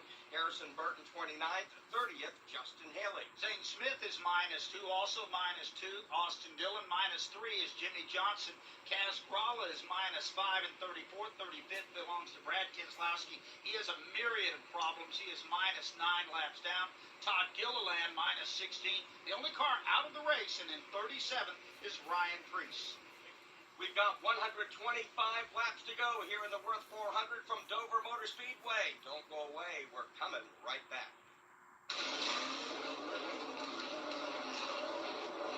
Fueling NASCAR champions on the track for over 20 years to innovating 94 octane, the highest octane on the market. Performance is what Sunoco does. All Sunoco fuel at the pump meets the same top-tier standards as the fuel used in NASCAR. From the track to your tank, you can trust Sunoco to help your vehicle perform at its peak. eBay Motors is here for the ride. Go ahead, feel your engine. Admire that perfectly installed exhaust. Your vehicle's moving along this freeway like it was made from fresh installs and a whole lot of love. With eBay Motors, you get over 122 million parts to keep it running. And with eBay Guaranteed Fit, they'll be the perfect fit every time. Plus, at these prices, well, we're burning rubber, not cash. Keep your ride or die alive at ebaymotors.com. Eligible items only. Exclusions apply. With 122 laps to go in the Worth 400 at Dover Motor Speedway, Denny Hamlin continues to lead by 3.5 seconds over Kyle Larson. This is PRN, the Performance Racing Network. Hi, this is Doug Rice. Join me for the latest edition of Fast Talk. I wondered, okay, was that real or was that something that just happened in a test session? Well, they proved it was real yesterday. Let me tell you something. Testing and seat of pants, being in a car on a racetrack still pays off dividends when you go back to a racetrack. We have to make sure that we're racing in a market that's going to, percentage-wise, probably give us a good weather weekend. It's Fast Talk right here on PRN, the Performance Racing Network. Don't miss NASCAR's biggest stars when they light up historic North Wilkesboro Speedway.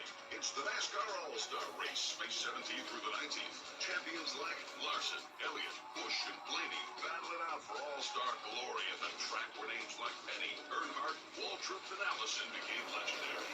Experience live music, racing history, and the kind of fun you can only have at North Wilkesboro. The NASCAR All-Star Race. Get your tickets today at NorthWilkesboroSpeedway.com.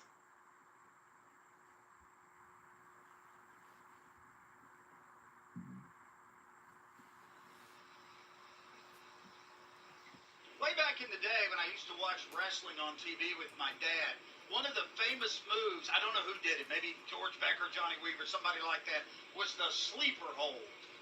I only mention that because I kind of feel like right now Denny Hamlin is trying to put a sleeper hold on the field. He certainly has his foot on their neck at this point right now. All right, we will divest ourselves from ancient wrestling talk and get a Sunoco fuel strategy update from Brad Gillis. Well, thank you very much, Doug. I can tell you this, the one thing that Denny Hamlin is truly enjoying right now, his first taste of clean air here at the Monster Mile today. He was told, as far as Sunoco fuel strategy goes, that the longest run we've seen so far among the teams that are on a normal strategy. Remember, Florida Joy was kept out for about 100 laps.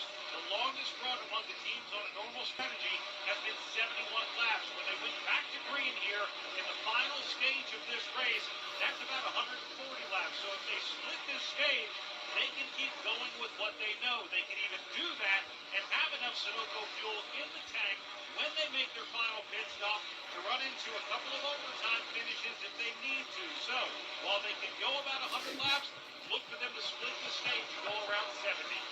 All right, and that's not that far off as we have 115 laps left to go here.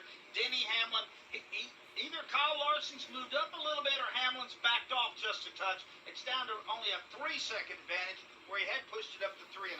It looks like he's been kind of taking it easy, very carefully around some of the lap traffic. He will now have clear racetrack here for just a bit. Once he gets by, I believe it's Kaz Gralla that he's working on now. If you didn't know what happened yesterday, Kaz Gralla, a big-time wreck in turn number 4, hit it basically head-on, and the back wheels came off the ground. Big contact. Good that Kaz was able to walk away from that wreck, and right now, Gralla working 6 laps down in 34. And he just got around Jimmy Johnson. That puts Jimmy minus 4 laps down. And Mark, you and I were talking yesterday, watching practice and qualify, kind of hoping, cheerleading a little bit that maybe this could be a race where Jimmy Johnson could come in and be a little bit of a difference maker. I think it was unrealistic to think that he could win, but, you know, stay on the lead lap and be in contention. It's been a rough ride here for Jimmy. Well, Doug, it's been a rough day for Legacy Motor Club. Corey Heim, who's a rookie, subbing for Eric Jones, is running 24th, 1 lap down. His teammate John Hunter Nemechek also 1 lap down in 25th, and then you have Johnson down in 32nd. So again, you can't be a miracle worker if none of the other cars are running up front either. And I think that adds to Corey Heim. Pat Patterson was talking about how impressed he is with what this young guy's been able to do. For the longest time, he stayed on the lead lap, and he's been running really respectable throughout the day. Right now, Heim being scored 1 lap down in 24th. Let's check in with O'Reilly Auto Parts pit reporter Brett Muzilla. Well, during this run right now, Kyle Busch is hanging in the 4th spot, but it hasn't been easy since they restarted. He says that the car is tighter on landing, but the rear end is looser. He's hanging on. They know they got a green flag stop coming somewhere along the line, but until then, it's a challenge. That is a tough combination. Tight in, loose off. That is a nightmare for drivers, especially on a track with these kind of speeds in the turns. Here's Hamlin down across the stripe again. And as we look at the scoring, we've got 109 laps to go. Still a 3-second lead for the driver of the Mavis Tire Toyota. Now let's go over to Wendy Venturini. Michael McDowell is on pit road with a steering issue. He wasn't sure if it was a toe link or something in the steering. They changed tires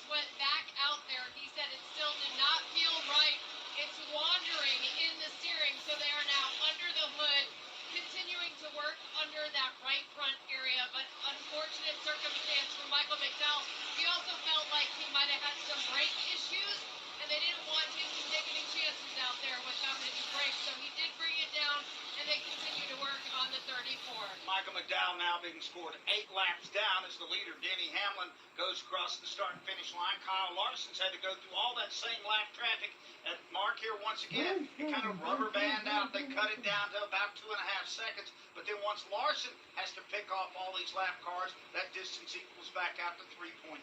And again, I don't see Denny Hamlin in a big rush to do anything panicky out there. He's got clear racetrack for a lap or two. He's going to come up on Zane Smith, Harrison Burton here momentarily. Those cars already laps down. But watching Kyle Busch now putting some heat on Alex Bowman, this is a battle for third place. Yeah, that's been going on for a while now. Once again, Kyle Busch having a good afternoon here and trying to get something done as those cars work down the backstretch. Bowman about a half a car length back. Kyle Busch about a half a length back off of Bowman off 4. Kyle Busch likes to ride a little bit higher off of the exit of 4 than Bowman does. We'll call it a car length. This is the best fight on the track. It is for the 3rd spot. Now we watch Kyle Busch now kind of using the mid portion of the racetrack down at 1 and 2. Bowman down at the very bottom of the racetrack. It's a good runoff. It's a long way back to Martin Truex Jr., who's right behind these cars. Now Alex Bowman's going to have to work underneath the 84 of Jimmy Johnson to try to hold on to that spot. He'll go into the tire tracks of Johnson. Last lap, Truex was the second fastest on the racetrack, so he's picking up ground, trying to reel in Bowman and Kyle Busch. Busch now drives hard to the inside of Bowman in turn 2. Yeah, Bowman made a bad decision there with Jimmy Johnson, the lap car, a minute ago. That gave Kyle Busch an open door. He took it. He's got the position, and now races hard off 4.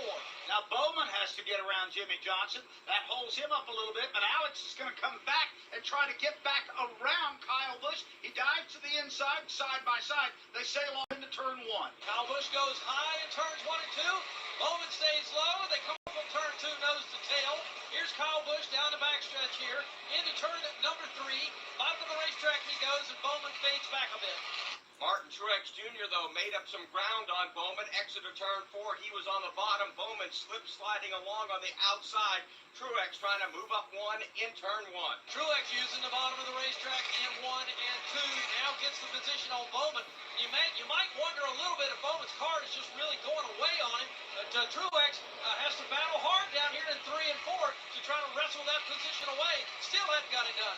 All right, hear me out. If you were to actually, do this on video, I would not make you do a full bottle, because I think a full bottle would actually hurt you in some sort of way maybe. So if you actually are willing to do something like that, and if you are willing to post it, you'd have to send me a link in chat, that way I can see it. But instead of doing a whole bottle, if you were to just do 2-3 shots of it, find a shot glass or even a little medicine cup, that works too. Just do 2 or 3 shots of it. It's your choice. You get Either that or you get fired. and unlimited data, and you get to choose who joins your family plan starting as low as $25 a line. Does it have to be family? It can be family. I just want to see a video from you. Get more lines and more savings. Switch to Straight Talk for family plan starting as low as $25 a line per month for 4 lines. Find us at Walmart and StraightTalk.com. For network management practices, visit StraightTalk.com. Family plan discount with 4 lines, all on the Silver Unlimited plan. Taxes and fees apply. Hey folks, it's Doug Rice. Did you know you can take PRN with you anywhere? By downloading the PRN mobile app, you can listen to our live races just about any place on the planet, and you will not miss a second of the action. Plus, you can hear our shows like the fantastic editions of Fast Talk, plus Brett McMillan on the Pit Reporters, and Mark Garrow with Garage Pass. Get all the latest racing information right at your fingertips with the PRN mobile app, available at the Apple App Store and on Google Play. As Denny Hamlin hits the line, now 50 laps led for the Joe Gibbs Racing Toyota driver today, and of course, and counting. 97 laps to go. He leads Kyle Larson by 1.9 seconds, Kyle Busch by 4.5. This is PRN, the Performance Racing Network.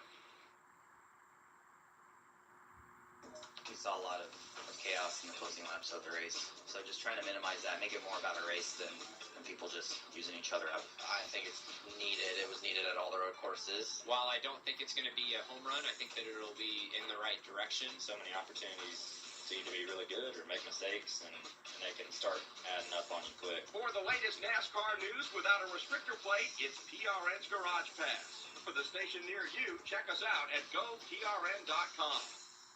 Hi, this is PRN's David Stiles. Join me each week when I head over to JC's Garage to talk NASCAR.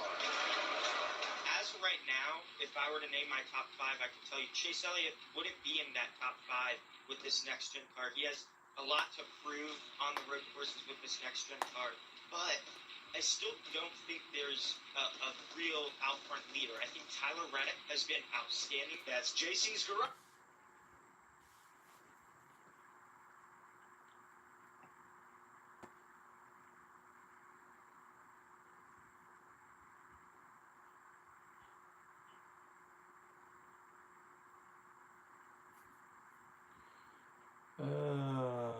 Is the bad part of the Wi-Fi finally kicking in, or what's the deal? Why have we become silent? Oh, by the way. Yeah. They just alluded But to it that. was devastating. It did change a lot of matches. Out on the racetrack right now, Denny Hamlin, we talked a little bit earlier, he might have put the sleeper hold. I think the other people are waking up right now. Kyle Larson has not caught him, but he is catching up, Mark. It was 3.5 seconds. It's down to 1.8.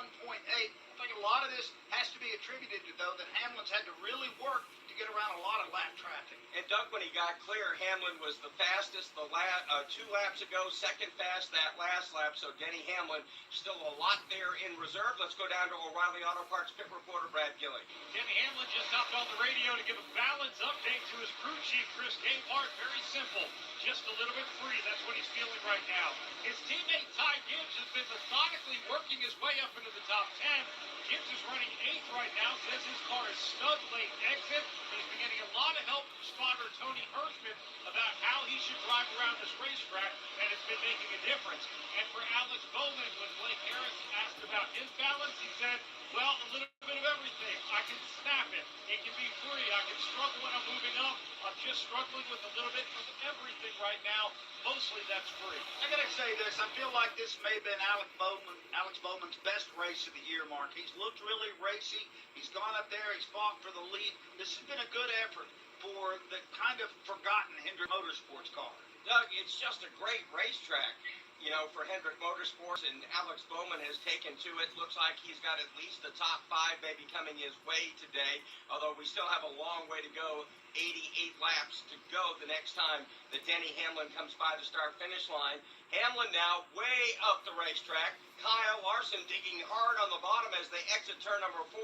Looks like he's making up more ground. The gap now just 1.2 seconds. Oh, let me tell you what, Kyle Larson doesn't need much. If he got caught sleeping on that restart a little while ago, he would love to catch up right now, and that's exactly what he's trying to do on Hamlin. Here's Hamlin in the middle of the corner. Larson just now getting in to 3 and 4, and he's trying to chase down 11. And Denny Hamlin's got a bevy of lap traffic, and these are some cars that don't want to go a lap down. Daniel Hemrick is right in front of him. He'll put up a fight when Hamlin gets to him, and then that's going to allow Larson to make up a little bit more ground, Pat. Yeah, let's watch this now as Hamlin's going to approach 2 lap cars into turn 3. They're going to stay right at the bottom of the racetrack. That's going to give Larson a chance to close it down just a little bit. Daniel Hemrick is right up and ahead with John Hunter. So here is Hemrick across the stripe, trying to hold on to the lead lap. Going to the top side of the racetrack. A little bit of a wiggle right there from Denny Hamlin. And Denny Hamlin, once again, closes down on these 2 lap cars. Larson is a good 20 cars back right now, but doing everything he can to catch up to the leader. Now Larson gets a free shot. He can see the bumper of Hamlin as they work off turn 4. Hamlin's caught in traffic. And Daniel Hemrick is the last car on the lead lap. John Hunter Nemechek is a lap down. They are running side by side, and no matter, even if he wants to get around him, there's no place for Denny Hamlin to go, and this is allowing Larson to reel him in. Now Hamlin makes a move. He'll get around the 31 car of Hemrick. Bottom of the racetrack is where he'll ride. John Hunter Nemechek still in front of him off of turn 4. Daniel Hemrick lost a little bit of traction coming out of turn 2 with that wiggle. Hamlin makes him pay, puts him a lap down. Hamlin now will try to put John Hunter Nemechek down 2 laps in turn number 2. Kyle Larson has really closed this distance down. Backstretch, here comes the leader. Hamlin. It's about 4 car lengths back to the lap car, and then you've got Kyle Larson about 8 car lengths back now, really closing in. Denny Hamlin working down to the bottom of the racetrack, but John Hunter Nemechek not going to make it easy for Hamlin to get around him, and this is playing right into the hands of Kyle Larson, who is only about 8 car lengths back off the leader. You got to wonder when the pit stops are coming, perhaps, for these 2 cars. Here's Hamlin, bottom of the racetrack. He goes in early. He's going to get on the brakes, and he is going to head to pit road. Let's go down to Brett McMillan. Mark Truex Jr. is going to start this pit cycle as he comes down pit road. He feels better about the car than he did that previous run. He comes to a stop in his pit stall. He'll ride to the right side. Everything going smooth so far. They do give him a slight edge adjustment. Around to the left side, smooth stop so far, Wendy Victorini. How do I know this was last second? It's because Cliff Daniels ran down the pit box to grab that front tire, as he always does. It was a last-minute call to go ahead and come down for these green flag pit stops. Kyle Larson with 4 tires. Also on this road, Tyler Reddick was too tight this run, and he didn't love the top lane. They made some adjustments for him, Brad Gilly. Denny Hamlin came in. He got 4 tires in Sunoco. No physical chassis adjustment. Alex Bowman came in for what could be his last pit stop as we saw. Ty Gibbs is on pit road. Also, here comes Ross Chastain for 4 tires from Sunoco. Second killer. Ryan Blaney came in. He said he couldn't turn the car. They gave him an air pressure adjustment. 10.4-second stop. Kyle Busch also in. He said he could tight on landing, loose on exit. They're giving him a 4-tire change and also a air pressure adjustment. Wendy Victorini. Chase Elliott said he needs more help turning. He's been running in the top 10 all day, but still needs that 1 lap adjustment as we go into our last run on these set of tires. More than likely 4 tires and an air pressure adjustment for Chase Elliott. Brad Gilly. Well, the long one said his car's been a bit free. He's getting a 4-tire change. Sunoco fuel. Quick air pressure adjustment for him. William Byron came in on Trouble, we got a car turned around on the backstretch. I cannot see the number. And a car turned around right at the crossover gate on the backstretch. Caution is out here at the racetrack as we've got a car that contacted the wall down here in the middle of the backstretch. It's Ricky Stenhouse Jr. So Ricky Stenhouse Jr. brings out the 4th yellow of the day in and amongst green flag pit stops, and that is going to really jumble the field because frozen in time as the race leader now is going to be Daniel Hemrick, who just went a lap down a moment ago to the race leader at that time, Denny Hamlin, and it's going to really jumble this running order dramatically here, so we'll have to wait a couple of cycles here to know what the scoring is going to read like. Thankfully, Doug, for guys like Kyle Larson, Denny Hamlin, Kyle Busch, most of everybody had made a green flag pit stop before Ricky Stenhouse Jr. brought out our 4th yellow flag in the Worth 400. This season, Toyota Racing is looking for jugglers. Not the ones who toss balls or rings. Fans that can juggle the rigors of a 10-month-long season across many different racing circuits. What if I added size? What if you added GR Cup, Formula Drift, and off-road racing? If you can juggle it all, then we want you. Be part of the action at Toyota.com/racing. Toyota, let's go places. Formula Drift is a registered trademark of Formula Drift sold as LLC. Silence is golden, especially when it comes to brakes. That's why Napa Silent Guard are built to be one of the smoothest and most quiet brakes on the market. Made with fiber-reinforced shims that eliminate noise for the life of the pad, rubber-coated hardware for a better fit, and quality design that meets and exceeds OE performance. Silent Guard brakes deliver the stopping power drivers demand. Available now at Napa locations nationwide.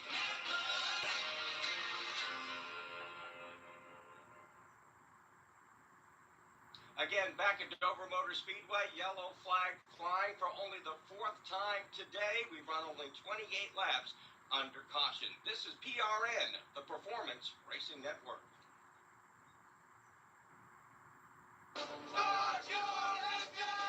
Reddick goes right to the bottom of the racetrack.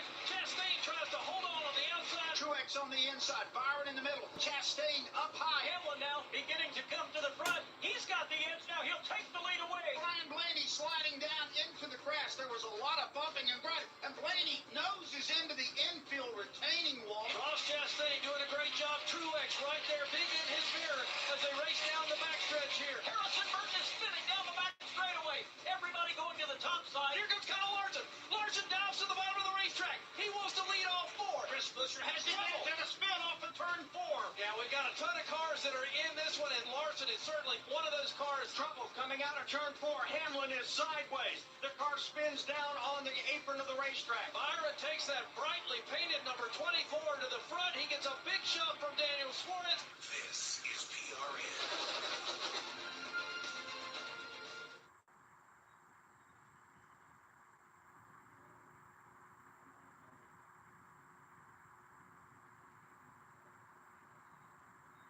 Sounds like Ryan Blaney is going to be the lucky dog here, so he'll get to pass the caution car and get back on the lead lap. Pit road is open, and very few takers this time around because most of the teams made their pit stops under the green. But a couple of heavy hitters, Kyle Busch, Alex Bowman, who've been running top 5 most of the afternoon. Let's go down to Brad Gilly. Well, Alex Bowman's going to get a 4-tire stop. No real rush on this one. They topped him off with Sunoco fuel, and a great opportunity for them to come in and get some more tires, Brett McMillan. And Kyle Busch also has come back in. He's getting another 4-tire change, and they're topping him off with Sunoco fuel as well. And we're waiting to see Ryan Blaney could be coming back in as well. All right, we'll see how all of this plays out here. Crucial pit stops here and big-time caution mark. This is going to directly affect the ending of this race with only 76 laps to go today, and it doesn't feel like a race that's going to have a lot of cautions when we get down to the end.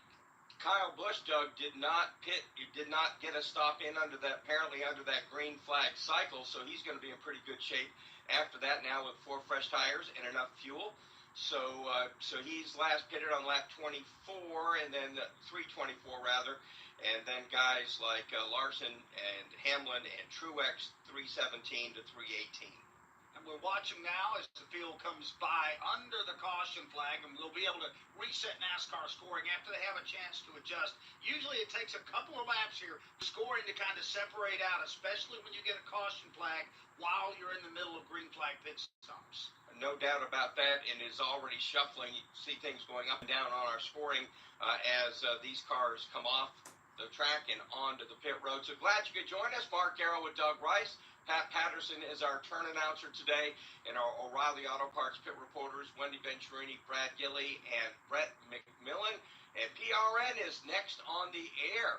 We're off the air for a while. We're going to come back Saturday, May 25th for the BetMGM 300 at 12:30 at Charlotte Motor Speedway. That's on Saturday. And then also on Saturday, we've got Cup Series practice and qualifying for the one, the only Coca-Cola 600. Airtime on Sunday for that race is going to be 5 o'clock Eastern. And by the way, the week before that, if you're interested, you can head up to North Wilkesboro Speedway and catch all the all-star racing action. There'll be 5 days of racing at North Wilkesboro, of course, culminating with the NASCAR All-Star Race and the Open on that Sunday. And if you want to get tickets for North Wilkesboro, you can do so pretty easily. Just go to NorthWilkesboroSpeedway.com. They have single-day tickets on order now for you. So let's go ahead and reset the field here. There's a lot of wave-around cars that'll get back on the lead lap here in a moment. Kyle Larson got off the pit road under those green flag pit stops. That's going to give him the lead here under this yellow. Denny Hamlin is second. Mark Truex Jr. is third. Chase Elliott fourth. Fifth right now, because he did not pit, is Daniel Hemrick. Kyle Busch is seventh. Eighth to Alex Bowman. Ryan Blaney ninth, and Ty Gibbs being scored 10th. Bubba Wallace 11th, Tyler Reddick 12th, 13th is Josh Berry, Ross Chastain 14th, 15th A.J. Allmendinger with Christopher Bell 16th, 17th Chris Buescher, William Byron 18th, 19th Joey Logano, Austin Cindric in 20th. 21st to Chase Briscoe, 22nd is Daniel Suarez, Corey LaJoie is 23rd, 24th John Hunter Nemechek, he's down a lap, Carson Safar -2 in 25th, 26th is Justin Haley, Corey Heim 27th, 28th, Zane Smith, Harrison Burton Wright's 29th, -2, -3 is Austin Dillon. -4, Jimmy Johnson in 31st, then it's Kaz Ralla 32nd. 33rd and out of the race now, Ricky Stenhouse Jr., he should fall down to about the 35th position when this is all said and done. 34th, Brad Keselowski, tough afternoon for him. Todd Gilliland as well, 35th. Michael McDowell is out of the race, being scored in 36th. Ryan Preece was the first driver out today. Smoke coming from his cockpit. They could not fix it, and Preece will finish last again in 37th. And that leaderboard update brought to you by Hunt Brothers Pizza, where we love racing and we love pizza. Find your next pizza at huntbrotherspizza.com or download the Hunt Brothers Pizza app. Just 4 cautions today for only 32 laps. We've had 11 lead changes and 9 different leaders. Martin Truex has led 69 laps, followed by Denny Hamlin, who has also led 64. Let's check in with Brendan Miller. All right, the reason Kyle Busch came back down pit road under this caution is that they did not get the car full of fuel during the green flag stop. So this was an opportunity for them to come back in while they were here. They would have had him through a second set of four tires on him. So that doesn't really hurt him. He's 7th in line, full tank of gas, 4 fresh tires, a little bit fresher than the guys up front. They're in front of Pat Patterson. Yes, they are. Kyle Larson will be the control car. Now the pace car goes to the pit road. Last restart, everybody remember what happened? Well, let's see if anybody gets caught sleeping this time. Last restart, Denny Hamlin got the jump on the field and sprinted away for a while. This time the green flag is in the air. 72 laps to go. Larson has a little bit of an advantage on the outside. Hamlin makes up the ground right side by side with each other all the way through turns 1 and 2.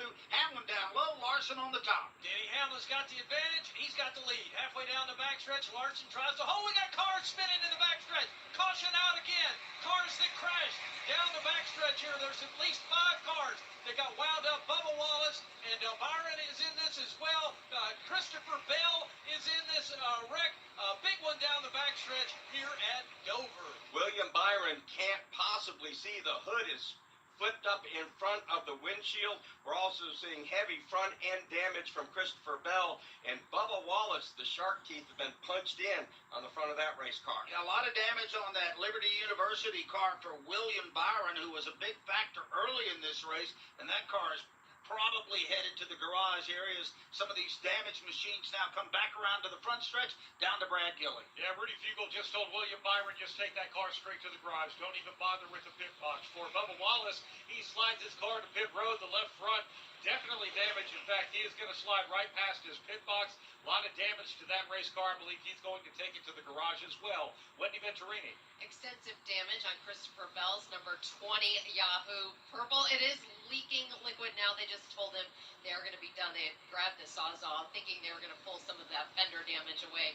This is the second incident for Christopher Bell this weekend, and they actually just called for a tow truck because he actually can't even drive it back to the garage area. So Christopher Bell is done here at Dover. So we've gone a long way with only 1 car out of this event, and that spot, I feel like that inside of turn 2, Pat Patterson, that has been the tough spot historically here at this racetrack because it kind of funnels up and narrows up when they get in there, and if somebody gets sideways, there's just nowhere to go. Well, you just said the key. If somebody gets sideways, and it can be 5 cars in front of you, you know, that you see the field have that accordion effect because the car gets light as it exits turn number 2.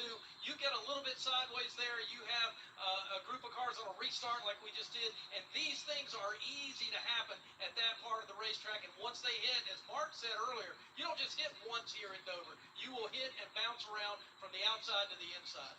You know, the late, great Buddy Baker once told me, when you come to Dover, especially on the back straightaway, if you have a problem there, you become a gutter ball. It doesn't matter whether you go right or you go left, you are simply a gutter ball because you're going to catch both of those walls, especially if you pop up and hit the outside one initially. And Doug, as I looked at the replay, maybe some slight contact, and I'm trying to, again, picture who that car was from behind Bubba Wallace.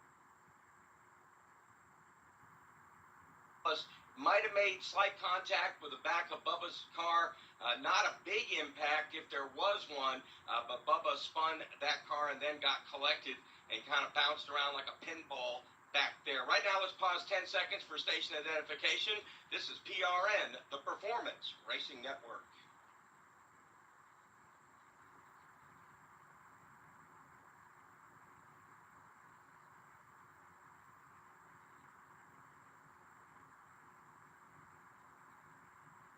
Welcome back to Dover Motor Speedway. Mark Garrow, Doug Rice up in the booth, out in the turns. Pat Patterson, Wendy Venturini, Brett McMillan, Brad Gilly along pit road. We are working our 5th yellow flag of the day in the most serious incident, taking out 3 pretty heavy hitters here. Christopher Bell, he'd already had problems earlier today. His car is eliminated. Bubba Wallace's machine got all chewed up, and William Byron, who looked really racy early on in this event and also had already led 36 laps, his car They went straight to the garage. They didn't even try to get to the pit stall with it. And, Mark, this is going to tighten up this field again. And that run to the end gets shorter because of this pit. Absolutely does, Doug. It'll be interesting to see. We're still a ways out from the checkered flag, and when they cross the line under this fifth yellow flag, there'll be 68 laps to go. I think some of those teams on the lead lap certainly going to take the opportunity to get 4 fresh Goodyears. Bubba Wallace being given a ride in a golf cart back to the care center here at Dover Motor Speedway. We'll take a break, come back, should be ready to go racing by then. To show you how easy it is to file a claim with Geico, we hired a soap opera star. Gracious me, my car has storm damage and I had to file a claim. Could it possibly get worse? Will my claims team leave me for someone else? Someone less intense? No. Actually, when you file a claim with Geico, you get your own dedicated claims team who promises to stay with you throughout the process. Oh, I've never known such loyalty. I can't wait for the second season. Geico. Great service without all the drama. When I was a kid, my grandpa used to say to my grandma, "I love you to the moon and back." It always symbolized his deep love for her. So this Mother's Day, I've created a beautiful to the moon and back sterling silver diamond necklace. Go to IHateStevensinger.com and see the silhouette of a crescent moon filled with sparkling diamonds, hugging a silver heart engraved with "I love you to the moon and back" right on the other side. See this magnificent Mother's Day gift now at IHateStevensinger.com. It's only $98. Shipped for free. IHateStevensinger.com. Back here at Dover Motor Speedway, this is our 5th yellow of the day. A crash along the backstretch involving Christopher Bell, Bubba Wallace, and William Byron. From Dover Motor Speedway, this is PRN, the Performance Racing Network.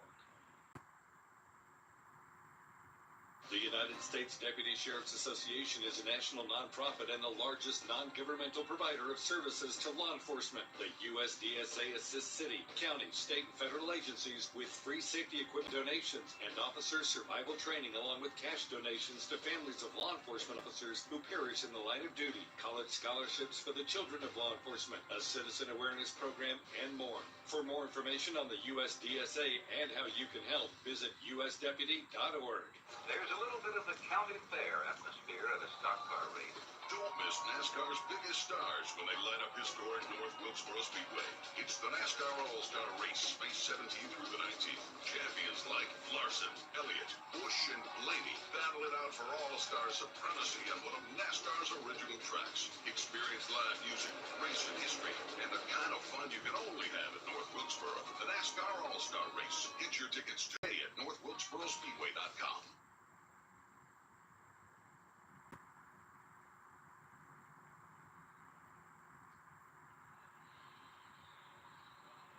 Welcome back to Dover Motor Speedway. When the field crosses the line, there will be 66 laps to go in the Worth 400.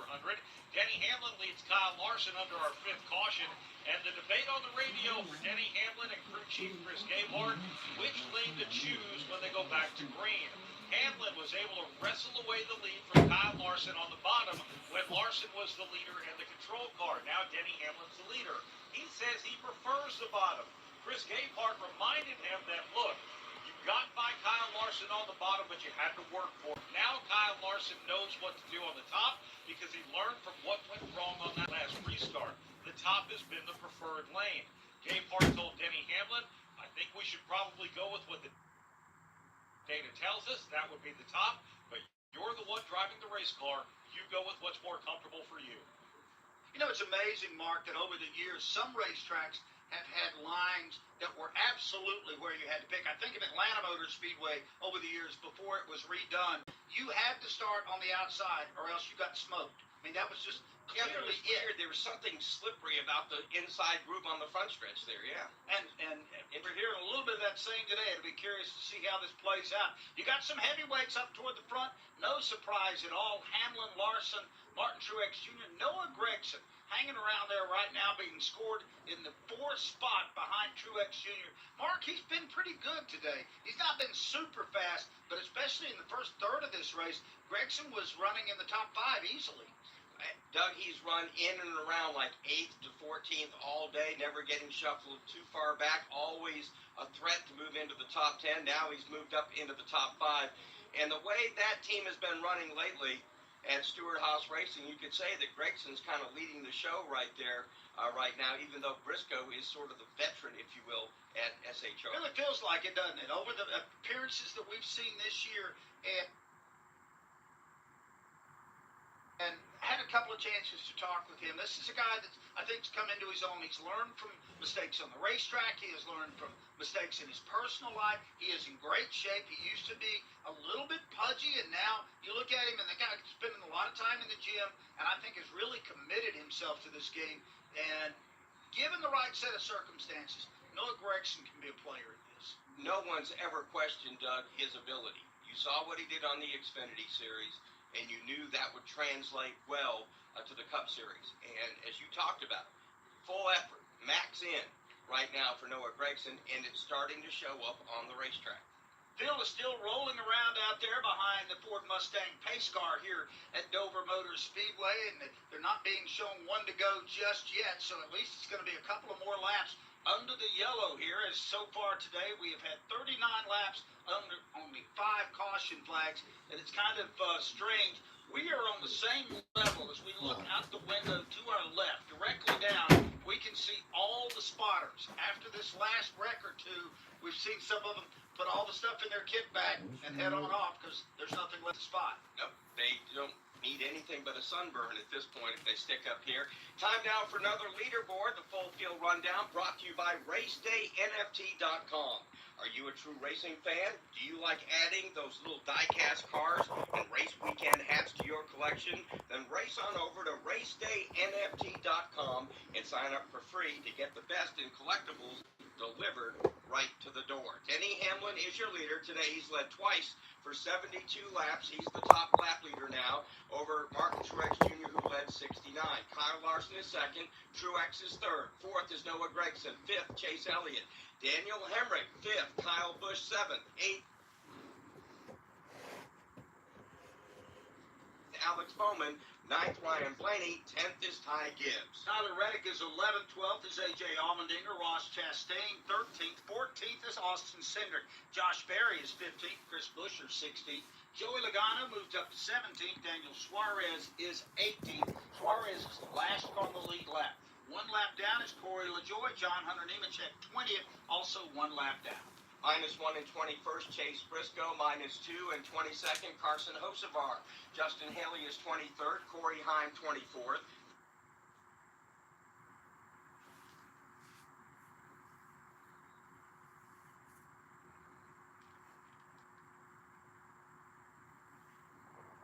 Zane Smith, 25th. Harrison Burton, 26th. -3 and 27th, Austin Dillon. -4 and 28th, Jimmy Johnson. Then 29th, Kaz Gralla. Bubba Wallace now scored 30th. He's out of the event. 31st also out is William Byron. 32nd just crashed out is Christopher Bell. Brad Keselowski is 33rd. He is -15. Ricky Stenhouse Jr. out of the event in 34th. David Gilliland -18, or Todd Gilliland, excuse me, minus.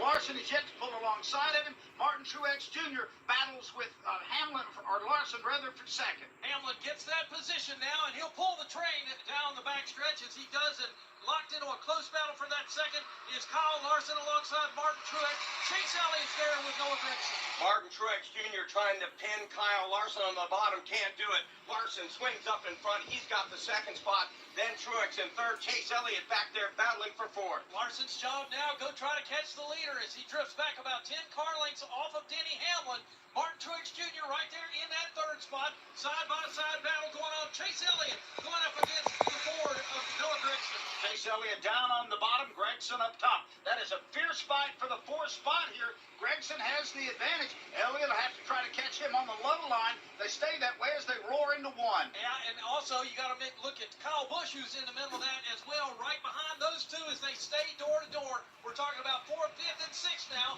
racing into the corner here in 3. Chase Elliott's got a nose out in front of Gragson. Kyle Busch trying to make up some ground. Ryan Blaney is there as well. Still Chase Elliott, Noah Gragson side by side. Up front, it's Denny Hamlin. Halfway through 1 and 2, he's out in front by, again, another 10 or 12 car lengths. Kyle Larson, then another 10 or 12 back to Martin Truex Jr. Into turn 3 they go. Once again, it is Chase Elliott, losing that spot to Noah Gragson. Denny Hamlin gets the jump, and he is gone 20 car lengths over Kyle Larson.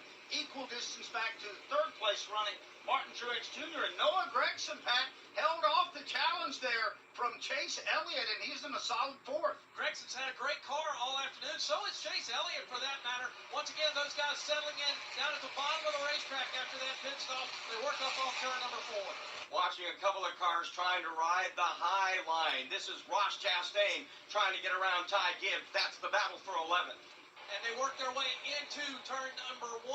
Chastain up at the top side of the racetrack. They work off of turn 2 now and down the back stretch. Everybody again going right out next to the wall here at the Dover Mile as they work down to the bottom of the racetrack now in turns through 3 and 4. All right, the front 4 have been able to get away. They're in a group by themselves. And 5th is going to be Chase Elliott. 6th will be Kyle Busch. Let's touch base with Wendy Venturini. William Byron outside the infield care center. Give us your perspective of what you saw, William.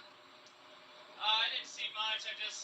We were kind of rolling the bottom, and something happened up top, and 23 got, spun across the track, and we were there. So just sucks. We had a good car early, but couldn't get through traffic very well out front, and then once we got in the back, we were terrible in traffic. So just didn't have the balance today. Thank you. That's William Byron. Liberty University Chevrolet used up there for William Byron, as it looks like he's going to finish around the 32nd spot. Things have settled down inside the top 4 here, Mark Yarrow. You've got to go back all the way to Alex Bowman and Daniel Hemrick, Pat Patterson. They're fighting for 8th.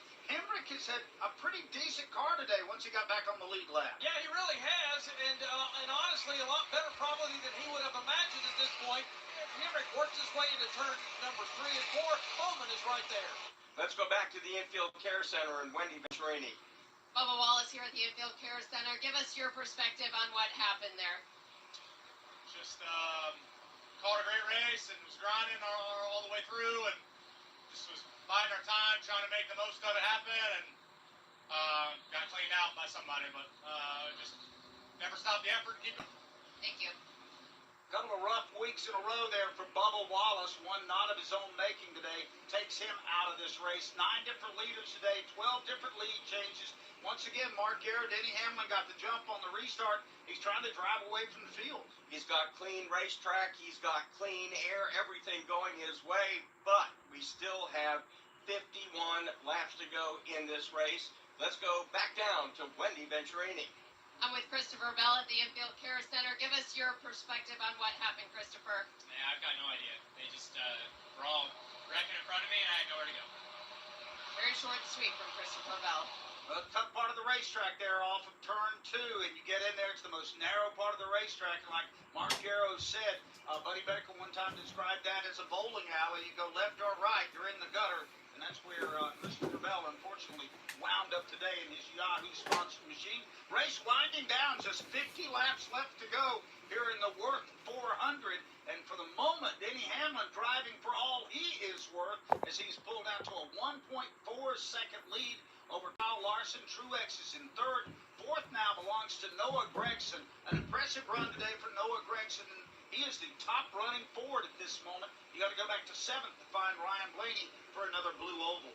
Boy, they have turned it up front. Hamlin ran the fastest lap the last time by. Larson the 3rd quickest. Truex the 4th. They're throwing everything at it right now as time's running out here on the Monster Mile. Got a little battle going on here now involving Kyle Busch as he is in a good fight here with Chase Elliott. But Pat Patterson looks like Kyle Busch is going to make pretty quick work of the number 9 Chase Elliott Chevy. Yeah, he's going to do exactly as you just said as they work their way off of turn number 2. Want to note real quick that 50 laps is still enough time for these leaders to catch that lap traffic, guys. And, that's when we've seen some of the best racing today. So as they cross the stripe, we're under 50, make it 47 to go in this event. And again, Denny Hamlin having things his own way. But the last lap, Kyle Larson was able to pick up a couple of tenths now. Doug just 1.2 back, so he's keeping Hamlin honest right now. We saw that trend earlier today when Hamlin got the big lead. Larson just kind of bided his time and started reeling in as they flash across the line. Let's see what the difference is now. About 1.2. It did not change any on that particular lap with just 46 laps to go. And one of the other factors you got to think about, too, we finally have some cars out of the race, so lap traffic may not be quite as keen, even though some of those cars really weren't representing lap traffic. And William Byron and Christopher Bell, they've been running up toward the front, as well as Ricky Stenhouse, who's out now, too. You know, Doug, when you take a look at this race in its entirety, what happened stage 1, stage 2, and as we move into this final stage, Hamlin, Larson, Truex, they've shown the most muscle all day. No surprise, they're up front now duking it out for the victory. Truex won stage 1, Larson won stage 2, and they're battling first and second right now with Denny Hamlin with a 1.1 second lead. So it's varying just a little bit, but you have to watch those tenths of seconds when you get to this stage of the game, Pat. Yeah, you absolutely do. Everything, that's the great thing about Mark Truex Jr. Talking about the guy who's running third right now. James Small will tell you that he is so methodical and mechanical about hitting his spots, hitting his marks all afternoon at a racetrack like this. Once again, he's a long way off of catching the leader right now. But Truex and Larson, all three of those guys that are up front, are some of the best in the business at making consistent fast laps. Right now we watch the leader, Denny Hamlin, race his way into turn number 3. Here's Larson. Now here's Truex. They're off turn 4. Truex, Doug, I gotta believe he wants to see this race go all green. Long runs, he has seemed to have maybe not the best car, but the best 1 or 2 cars in this race all day long when it comes to very long green flag runs. So I think Truex would like to go let's run it out. Let's see what we got. The last time Denny Hamlin got out to the lead, he went off and almost had a 4-second lead at one time. Kyle Larson's been able to keep him in view. Hamlin across the line. Here goes Kyle Larson. The difference between those two, 1 second. So he picked up another tenth of a second. And you measure this in inches at this stage of the game with just 41 laps to go here in the Worth 400. eBay Motors is here for the ride. 120,000 miles of night drives, daily commutes, and who knows how many. Are we there yet? Through countless fixes, elbow grease, and a new radiator, you kept your ride alive. With eBay Motors, you have over 122 million parts to keep it running. And with eBay Guaranteed Fit, they'll be the perfect fit every time. Plus, at these prices, well, we're burning rubber, not cash. Keep your ride or die alive at ebaymotors.com. Eligible items only. Exclusions apply. Progressive knows finding your new home was a dream come true. You wanted it close to town, with a picture window overlooking a yard. And you found it. Now, when you sit down to dinner, you've got front row seats to your neighbor's daily pickleball game. Progressive can't save you from your noisy neighbors, but we can save you money when you bundle your home and auto with us. Get a quote at Progressive.com. Progressive Casualty Insurance Company affiliates and other insurers not available in all states. 38 laps remain here at Dover in the Worth 400. Denny Hamlin leads by 1.3 seconds over Kyle Larson. Third to Martin Truex Jr. Fourth is Noah Gragson. And riding in fifth is Kyle Busch. From Dover, this is PRN, the Performance Racing Network. Buddy Baker is back in victory circle after just 5 tries in 1971. Your family and Buddy Baker have a history. Long history of Buck and my granddad racing against Buddy's dad. Buddy came to drive for my dad in 71, 72, right along there. Drove that white Dodge number 11. They always called him the Gentle Giant. And Buddy would come over to the house. Sometimes he would bring his son Brian, who was about my age, and we'd go motorcycle riding. Buddy Baker was a great motorcycle rider. We'd go out through the woods, and man, he would do some stuff, and my dad would just putt along on that little motorcycle he had. Buddy'd have his on the back wheel, in the gas, running hard.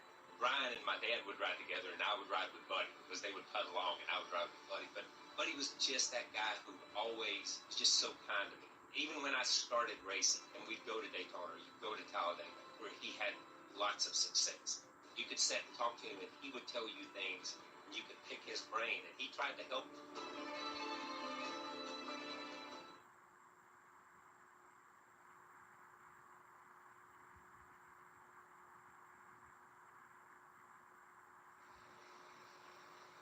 Welcome back to Dover Motor Speedway here on PRN. We have entered the Toyota Commercial Free Zone.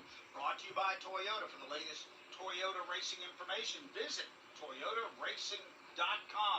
And right now, a Toyota in the person of Denny Hamlin leads the way by 1.4 seconds over Kyle Larson. And for Denny Hamlin, hunting for his second win here at Dover and his third this season to go with a couple of short track victories that he scored earlier this year. Martin Truex Jr. in the third spot, still 2.5 seconds back, kind of holding his own right now. And one thing that might be hurting Martin on a restart just a few laps ago or a little bit deeper into the race here behind us, bumped the front of the car, a little bit of right front damage on Truex's car. And Doug, these cars are so aero dependent, even the slightest little tweak is going to hurt.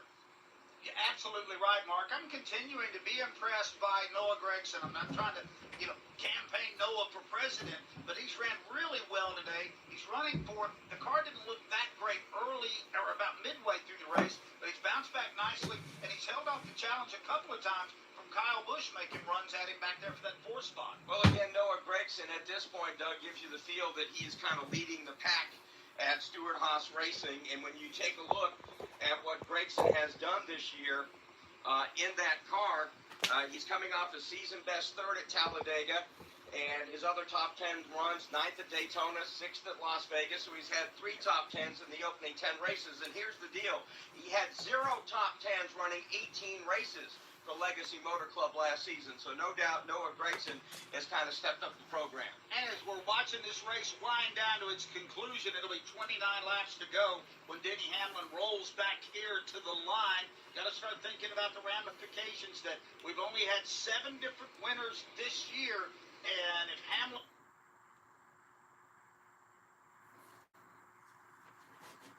wins and or Larson, who are running 1st and 2nd, that number does not move. And it's starting to look like more and more, Mark, that to get to the playoffs, there's going to be some people racing in on points. I think you have to start looking at the points, Doug, in a very big way.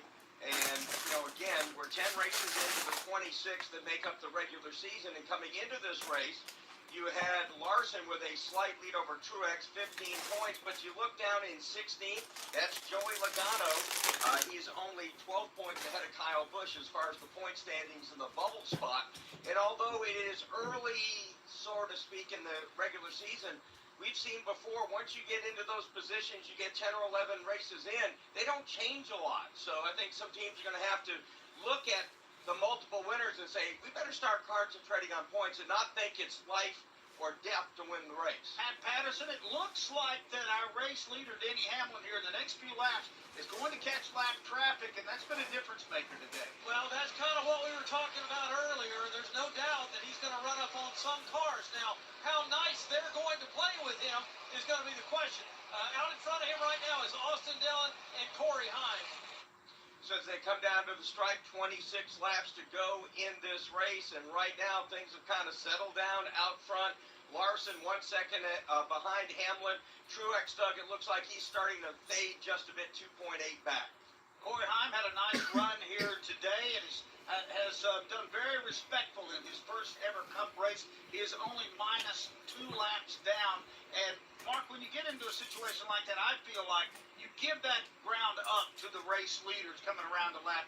If you're still on the lead lap, you've got every right to try to keep that guy from behind you. I think that Denny Hamlin will probably reach a point of cooperation from these guys. He's getting ready to put another lap down as he just got around Austin Dillon again. As the race wears on, Doug, these guys who are a lap down or more, they just make it easier on the leader. Leader gets a free, easy pass. As a matter of fact, they really give the top 2, 3, 4, or 5 guys pretty easy passes later in the race. You talk about the difference maker. That time by, Denny Hamlin had to work around Austin Dillon. Even though Dillon got out of the way, it cost him 2/10 on Kyle Larson. And now he's got about 5 lap cars directly in front of him, does Denny Hamlin, as he works to the inside of Todd Gilliland. And Pat Patterson, I don't need a stopwatch to know that Kyle Larson's gaining some ground on Hamlin. No, he absolutely is. And again, Kyle Larson's got to deal with the same situations that Denny Hamlin does up front. Hamlin now dives down to the bottom of the racetrack, and he'll make his move around Corey Heim, but nothing's holding up the 5 car of Kyle Larson behind him with lap traffic.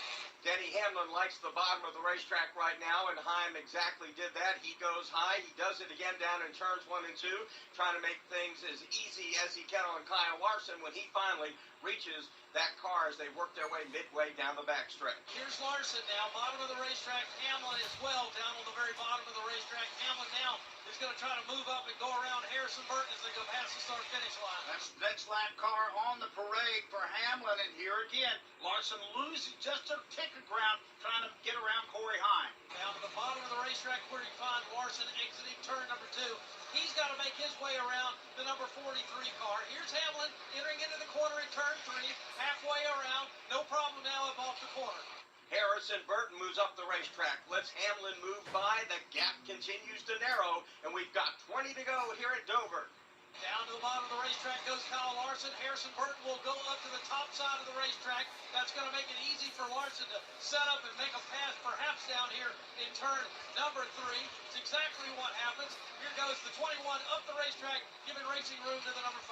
So Kyle Larson will get around Harrison Burton. It looks like the next lap car for Denny Hamlin to catch is going to be that patriotic painted jockey machine for Daniel Suarez. Yeah, Daniel Suarez right now just exiting the pedestrian bridge. Here's Hamlin now, right out next to the wall. Down the backstretch he goes, pulls on that wheel, bottom of the racetrack. He'll take the number 11. Here's the number 5 in the midway point of 3 and 4. Suarez 18th, the last car on the lead lap. They flash across the stripe. Now 18 to go on the Monster Mile. How is the number 99, who has a win, by the way, going to drive Denny Hamlin here as they work off of turn 2? Suarez will stay right out there next to the wall. Is he going to move out of the way automatically? Will he give him any room at the bottom of the racetrack? The answer is no. Suarez stays right there. That will cost Denny Hamlin on time. Denny Hamlin now tries to look to the high side of Suarez as they cross the line. Let's see where Kyle Larson is. Only 0.6 of a second back. You can almost measure it in car lengths right now. We got ourselves a race, and it's all about racing around lap traffic, and Denny Hamlin has got that opportunity now to move around Suarez. Suarez races him hard into the corner, will eat up the bottom of the racetrack, and Hamlin again may get some ground. The gap was only 0.6 of a second the last time by. And at this point, with 16 laps to go, it's just a half second among the top 2 cars. Kyle Larson way up the racetrack in turns 1 and 2 now, tries to race hard off the hill. Suarez gets out of the way. Larson can easily now get to the right in the middle of the corner here in turns 3 and 4. We got ourselves a race. Kyle Larson trying to run down the leader. Larson made it around Daniel Suarez so much easier than Denny Hamlin. It took Hamlin 3 laps to get around the 99 of Suarez, and that time by Larson just went to the high side and swept around him there on the backstretch. And he just did it again. He's getting some more speed out of the top of the turn when he comes off of turn number 2, and he's trying to do the same thing down here in 3 and 4. Denny Hamlin this time bottom of the racetrack, and that's where you see Larson. Jimmy Johnson goes way up the racetrack, gives Hamlin an easy pass. We've got 14 laps to go, and Larson continues to make up ground. Kyle Larson is closing the gap. We'll call it about 8-9 car lengths. That's what separates first and second. Down the backstretch they go here at the Monster Mile, under the bridge, and into turn at number 3. Here's Larson trying to creep closer. 13 laps to go. Can Kyle Larson run down Denny Hamlin in these closing laps? They flash across the start-finish line. It's still 0.4 of a second. We'll call it about 8 car lengths now. You don't need your stopwatch as Hamlin is the leader on the backstretch again. Larson underneath the pedestrian bridge out next to the wall here. Once again, will run down hard into the corner. Go right to the top side of the racetrack, looking for some more running off of the top of the hill to try to run down the leader, Denny Hamlin. When they cross the line, 12 to go. Up ahead, the lap car of Zane Smith at a break of about 10 car lengths before they get to any more lap traffic. Zane Smith is either in the way for Larson or not, and Zane Smith holds his line right off the back stretch and right out next to the wall. That's going to get Denny Hamlin the bottom of the racetrack. Here comes Kyle Larson. He, too, will go to the bottom of the racetrack all 4.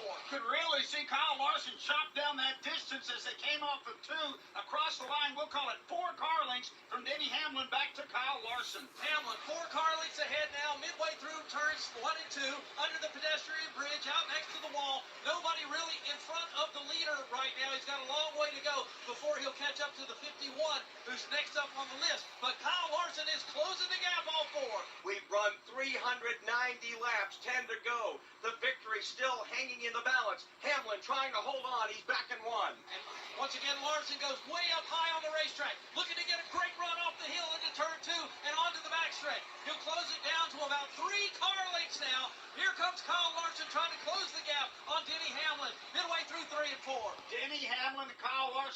trying to get their second win here at the Monster Mile at Dover Motors.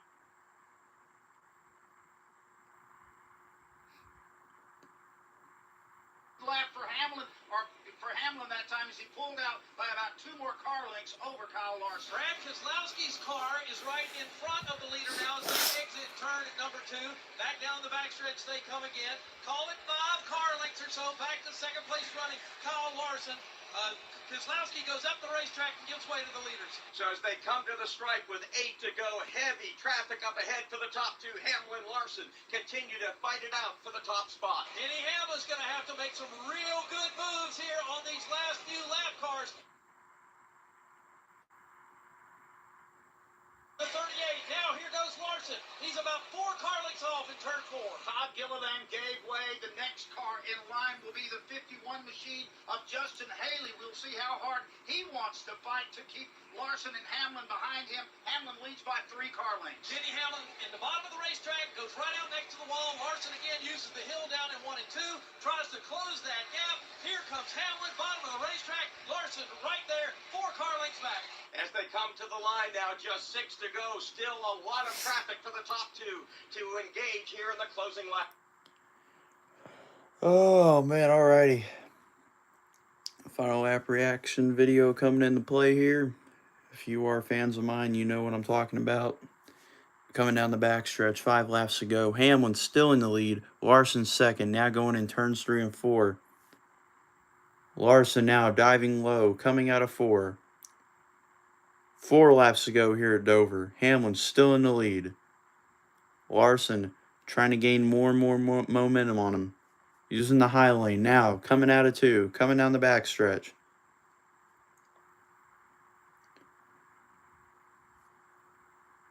Hamlin goes a little high there. Larson still staying low. Coming out of 4. Now 3 laps to go here at Dover. Going in turns 1 and 2. Hamlin, he goes high, so does Larson. Coming out of 2. Coming down the backstretch, Larson still on his tail. Going in turns 3 and 4. Hamlin still using that high line. Coming out of 4. Here we go. 2 laps to go here at Dover. Larson still behind Hamlin. Larson takes the high lane there. Hamlin still your leader. Coming out of 2.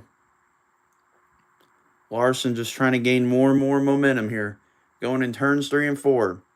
Larson slides up a little bit. He goes high. Hamlin kind of in the middle there. Coming out of 4. Here we go.